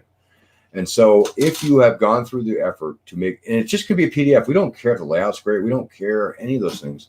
If you put the effort in to have something and you put together a PDF and you published it, and you can say, hey, here it is on drive-through. If you want us to look at it and read it, then we're a lot more interested in taking a look at the writing stuff. But we have a good stable of writers, and it takes something a little bit of jazz that's unique. And for Alice, it was a passion for what she was doing that was a little bit different, right? And so we encourage that. Like, I would not encourage someone to write to us, say, hey, I have an adventure about a dungeon, because we do have a lot of those and we want more of them, but we have people that are assigned to specific ones. But I want to write a series of tables about hex crawling. I'm more interested in that. Why? Because you have to be really, really passionate about that stuff to want to do that. And if you have one already written, you show me what it is. And I'm more inclined to go, okay, let me take a look at this, and let me have, the lesser known people like Finch take a look at it, or Bill, and talk about it, because we believe in stuff that you're passionate about. We want to do it, but showing you have the wherewithal to go, I went from A to B, and I thought idea, I wrote it, I had someone else edit it, and I posted it. And I don't care if it's Word or PDF, it's fine. I did the wrong way. Don't do what I did. I made a box set all by my bad self. That's not true, but I went and hired people, and I did all the things I was supposed to do, and I ran the process. but I wrote the adventure for a box set with miniatures and everything else. Don't do that. We don't. That's not. It won't make you become me, and you don't want to be me. I assure you. But just a simple digital product that in sale could be free. It could be your blog, or if you had a blog that had a year worth of history, that's useful too. And all these things are useful because promoting new stuff is what makes a hobby cool. And we want to see people be successful, even if you never published with Frog God, but you're going to do something. You want to ask about the publishing process. I mean, I want to talk to you about it because that's all I know. You want to talk about football? You stupid. That's not a good idea. But if if you're on a friends list, you friend me on Facebook, and you have a question, I'm probably going to answer it because I like to answer questions, but I talk too much. I don't mind. I don't mind doing that. And if you want to see something get done, you'd be amazed. Just doing a project will change your mind on what you want to do. If you want to get published with a bigger company, publish yourself first and decide if that's what you actually want. Because here's the dirty secret: the cheapest part of our input is writing. Well, after Pex's labor is then writing. And so writing is our cheapest input. So you're not going to make the money you think you deserve for because writing is available and it's we get it fairly easily, and we have people who are really good at it. You got to produce these words quickly. If you want to write something, having another publisher publish it for you is not going to reward you in the ways unless you just want to see it with the really fancy art and you want to see it with the really fancy maps. Because fundamentally, what we do is we take good adventures that we know are good, we make them retail products, right? You can do all those things. The tools exist for people who are writing new things. And I want you to do it, and I want you to see it. And if you do want to still write for us after you've done it yourself, then I really do want to talk to you because we always have things we need. I mean, I can't tell you how many things we need that are writing involved and not necessarily our product related, right? So good people need everything, but good people, the way to prove yourself is to just have done it, finished it, and then talk to us. Well, I won't name names because I don't remember the name, but I had a guy inquire and say, "Look, I would like Frog God Games to publish something stuff I've written." I said, "Well, what have you had published before?" "Well, I haven't had anything published yet." I'm like, I wanted to say, look at the writers we've had. We've had Steve. No, but with my first time, I mean, we've had people show us what you got, and hey, look, because a lot of this, the first time that you and other people ever did it publishing is you ran a Kickstarter. I mean, Lloyd Metcalf's run Kickstarters. I mean, there's lots of people that run. I mean, Greg Gillespie's run a Kickstarter. Do a Kickstarter, get some skins on the wall, and then come back and say, "Here's what I've done." Now, do it digital only. Don't put yourself at financial risk. You don't have to anymore. No, you don't learn InDesign. Learn Word and make one. You can make something nice that you can put to PDF that has all the things. You can do it through Word. There are lots of channels to do it. And if you don't know them and you're interested in doing it, I mean it. Contact me because I care. Skeeter and I have online. You can search on YouTube. We have 9 other people talking about small press stuff. One was Greg Gillespie, who's in the chat here. I mean, we all have different advice, different opinions. But what I can say is, you live in the golden age of making your own stuff. I swear. Honestly, God, if your thing is running games, get a 3D printer. You can have everything. If your thing is making games for sale, all these tools are free, right? They're all available to you in ways that now eventually you can outgrow the free tools, and there are tools that you buy. But in the end, the guys at TSR in the 70s couldn't imagine what one guy can do, right? And it's there for the taking. So I'm encouraging anybody who wants to do it, do it. If you have a question on where to start, ask me. But people who would just write in and want, hey, I want you to publish something, that's where I send them. It's like, what have you done? Because honestly, when I got hired at my job, what I did, I made 2 box sets to a company that had been around 10 years and never made any box set. Right. So it's a niche and you don't know. I didn't plan for this. I certainly did not plan to be the CEO of a small to medium sized publishing company where everybody treats me like I'm not important. That wasn't my life goal. Right. But it's been great. But it's been great. No, and I get to do something that I never thought would be possible to do as a job. I get my wife's involved with it now, and my Bill and the people I work with are like family, right? And it matters a lot. It's a great deal. And if you want to be a part of it, you have the tools. You do. And whether you won't do what I'm doing, but I barely even play games. Bro, I just talk about them all day, right? But there are other people who work for us. Like Casey does art direction for it. He came along as a writer originally, and then artist. And then he managed artists, and he finds artists on DeviantArt. Just be visible, be public, and get used to people not liking what you write, but be confident in what you write. Because if you write with something you want to play, and you write with clarity, you'll be able to share it on a platform where you can get to the point where people do want to pay for words. Because I can tell you this: once you're known, you can write for something, and you can write 10,000 words that we want, and you can write it in 3 weeks, and it's the specs we ask for, which is 3 or 4 little things, where we give you 4.4 things. If you can do that, we'll never let you go, because once you are become known and reliable in a small industry, even with lots of people want to get in, we'll never tell Wolfgang Bayer about you. Never. Because he might take your hours. Right? No, it's 999 all no, nine. because people who can turn out things on time that are consistently good are a treasure. And that's what makes, and nobody I'm working with is full-time writers, because we don't have those really, right? They are now because they were teachers and they don't have a school to go to. But none of these people are full-time writers, but they spend their free time doing this, and they're doing the most professional way possible. And once you are recognized for that, you can't lose, because we won't give it up. So, Greg Gillespie, Zack, nailing publishing advice. I'm going to add one thing in. Drive through RPG is, I would do that before doing Kickstarter. Put out a zine, put out a 8-page adventure, put out something, but show that you can actually produce something. Zack was saying blogs, great, yeah, and do some gaming content. Release it under the OGL, but you're going to have to get yourself known. And how do you get yourself known? You're going to have to participate in social media. It doesn't mean that you're going to, and best way, again, communities are much more focused than your general feed.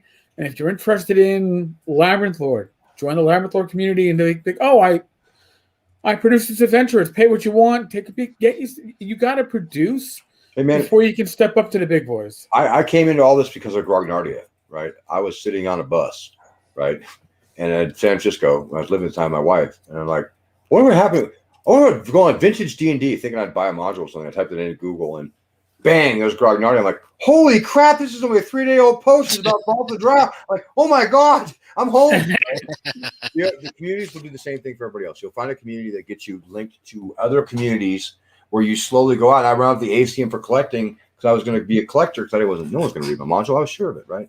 And then once I started collecting and seeing the modules again and reading them, I got kind of inspired, and I wrote Whisper and Venom, and 100 pages, 150 pages, plus I like miniatures. I'll have those too. I'm like, oh, I like maps. Let's hire someone like a great big map. Like, hey, well, I like box sets. I can't buy one anymore. Well, now I know why you can't buy it. It sucks. Because they're an ass width to put together, yes. But those things, those communities are where you start. You're absolutely true. Yeah. It's a lot easier to build up a good rep in a community than it is to build up your friends list on Facebook or on MeWe or on Twitter. I mean, it doesn't happen overnight. There are forums online that are still active. If you're an old school person, I would go to the ACM, and I would go to 1974. There's a few forums that are still pretty active. Right. Dragon's Foot, but they're not as active as they. I don't go there as often, but even EM World's pretty active. If you go in the right places, in the right parts of these forums, you're going to find people who are interested in the same stuff as you. Yes. I'm not a huge fan of RPGNet, but there's a whole publishers forum that is just separated from all the other stuff that I find nonsensical there, that actually gives pretty good advice, that is people that are interested in what you are, and you learn things each time you go. And honestly, I can't think of anybody that I've met that's not approachable. And I'm talking about people who, like, big time people that I now can talk to, but I could talk to them way back when too. And I want to be the same way, because I've gotten good advice from people that have been doing this. Steve Winter, for example, he'd been doing this since I bought a basic set, and he was like giving me advice. I'm like, wow. And honestly, they're good people. And so I'd be part of the forums, create something. And I think that you can see that you can work for these companies, but the work is worth less than your time, I assure you. You're not going to get rich and wealthy. No, not even close. Working in the RPGs. For most people, it is a hobby industry. At best, it's your side gig, usually, maybe.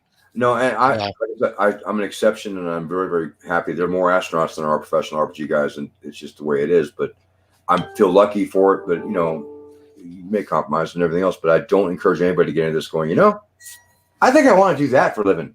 Don't do that, because I'm telling you right now, that isn't the path you recommend to anybody, but things exist and you never know. I mean, there is somebody that is thinking about making a module that's going to do they'll be the next Paizo. They're going to be the ones who replace, there's always 2 games. Maybe it's going to be them. You never know who you meet or what they can do. And it's amazing. And I don't want to discourage people, but I be realistic when you go into it. And that's why I recommend Drive-Thru RPG and PDF. I do. Yeah. Because it teaches you all the major skills and lingo without having to spend any money on it. And then if you decide you hate it, because there are things that aren't a lot of fun in this job. And I know that sounds like a real asshole thing to say, but it's true. It's true, because I have stress and anxiety all the time over the stupidest stuff that is unrelated to actually playing D&D. In fact, I don't talk about D&D all that much, but I love this. But to be aware that go through the process without any stakes in it, and you'll think it'll do you a lot of good than if you try it and hate it. Because it is a job. Even when it's not professionally and unpaid, it's still a job. If you're going to be successful, you got to treat it like that. Really, when it comes down to it. You got to wake up every day and think it's like an actual job. And I have that problem now, because I have to wake up every day and tell my no good partners and coworkers and some other partners, I won't name names, headset. Yeah. Those you don't know, I work with Mike. He's a minority owner. Whoa, hold on. I work there still? Oh, shit.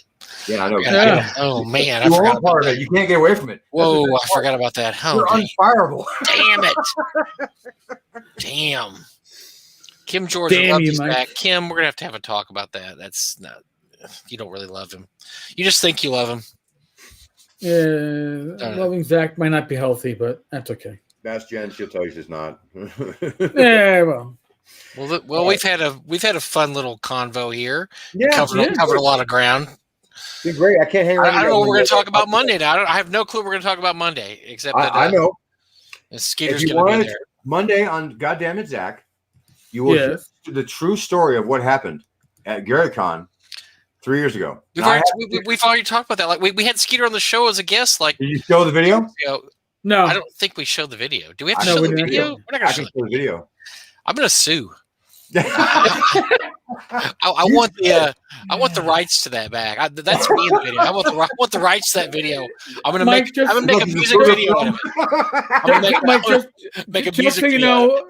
Just so you know, that which has been seen cannot be unseen, and I did see it. Mm-hmm. And you know what? I actually would love to see the video to see a different perspective from my point of view of what I saw. No, you hear in the background going, "Oh, you're next." That's how it ends. You're next. One of the most ominous words in the English language. Tune in Monday to hear the horrible story. If you haven't heard it, it's the only section of all that's funny. Let's not. Yeah, we're not going to talk about that. We're going to talk about small press seminars and no. Yeah. Anyway.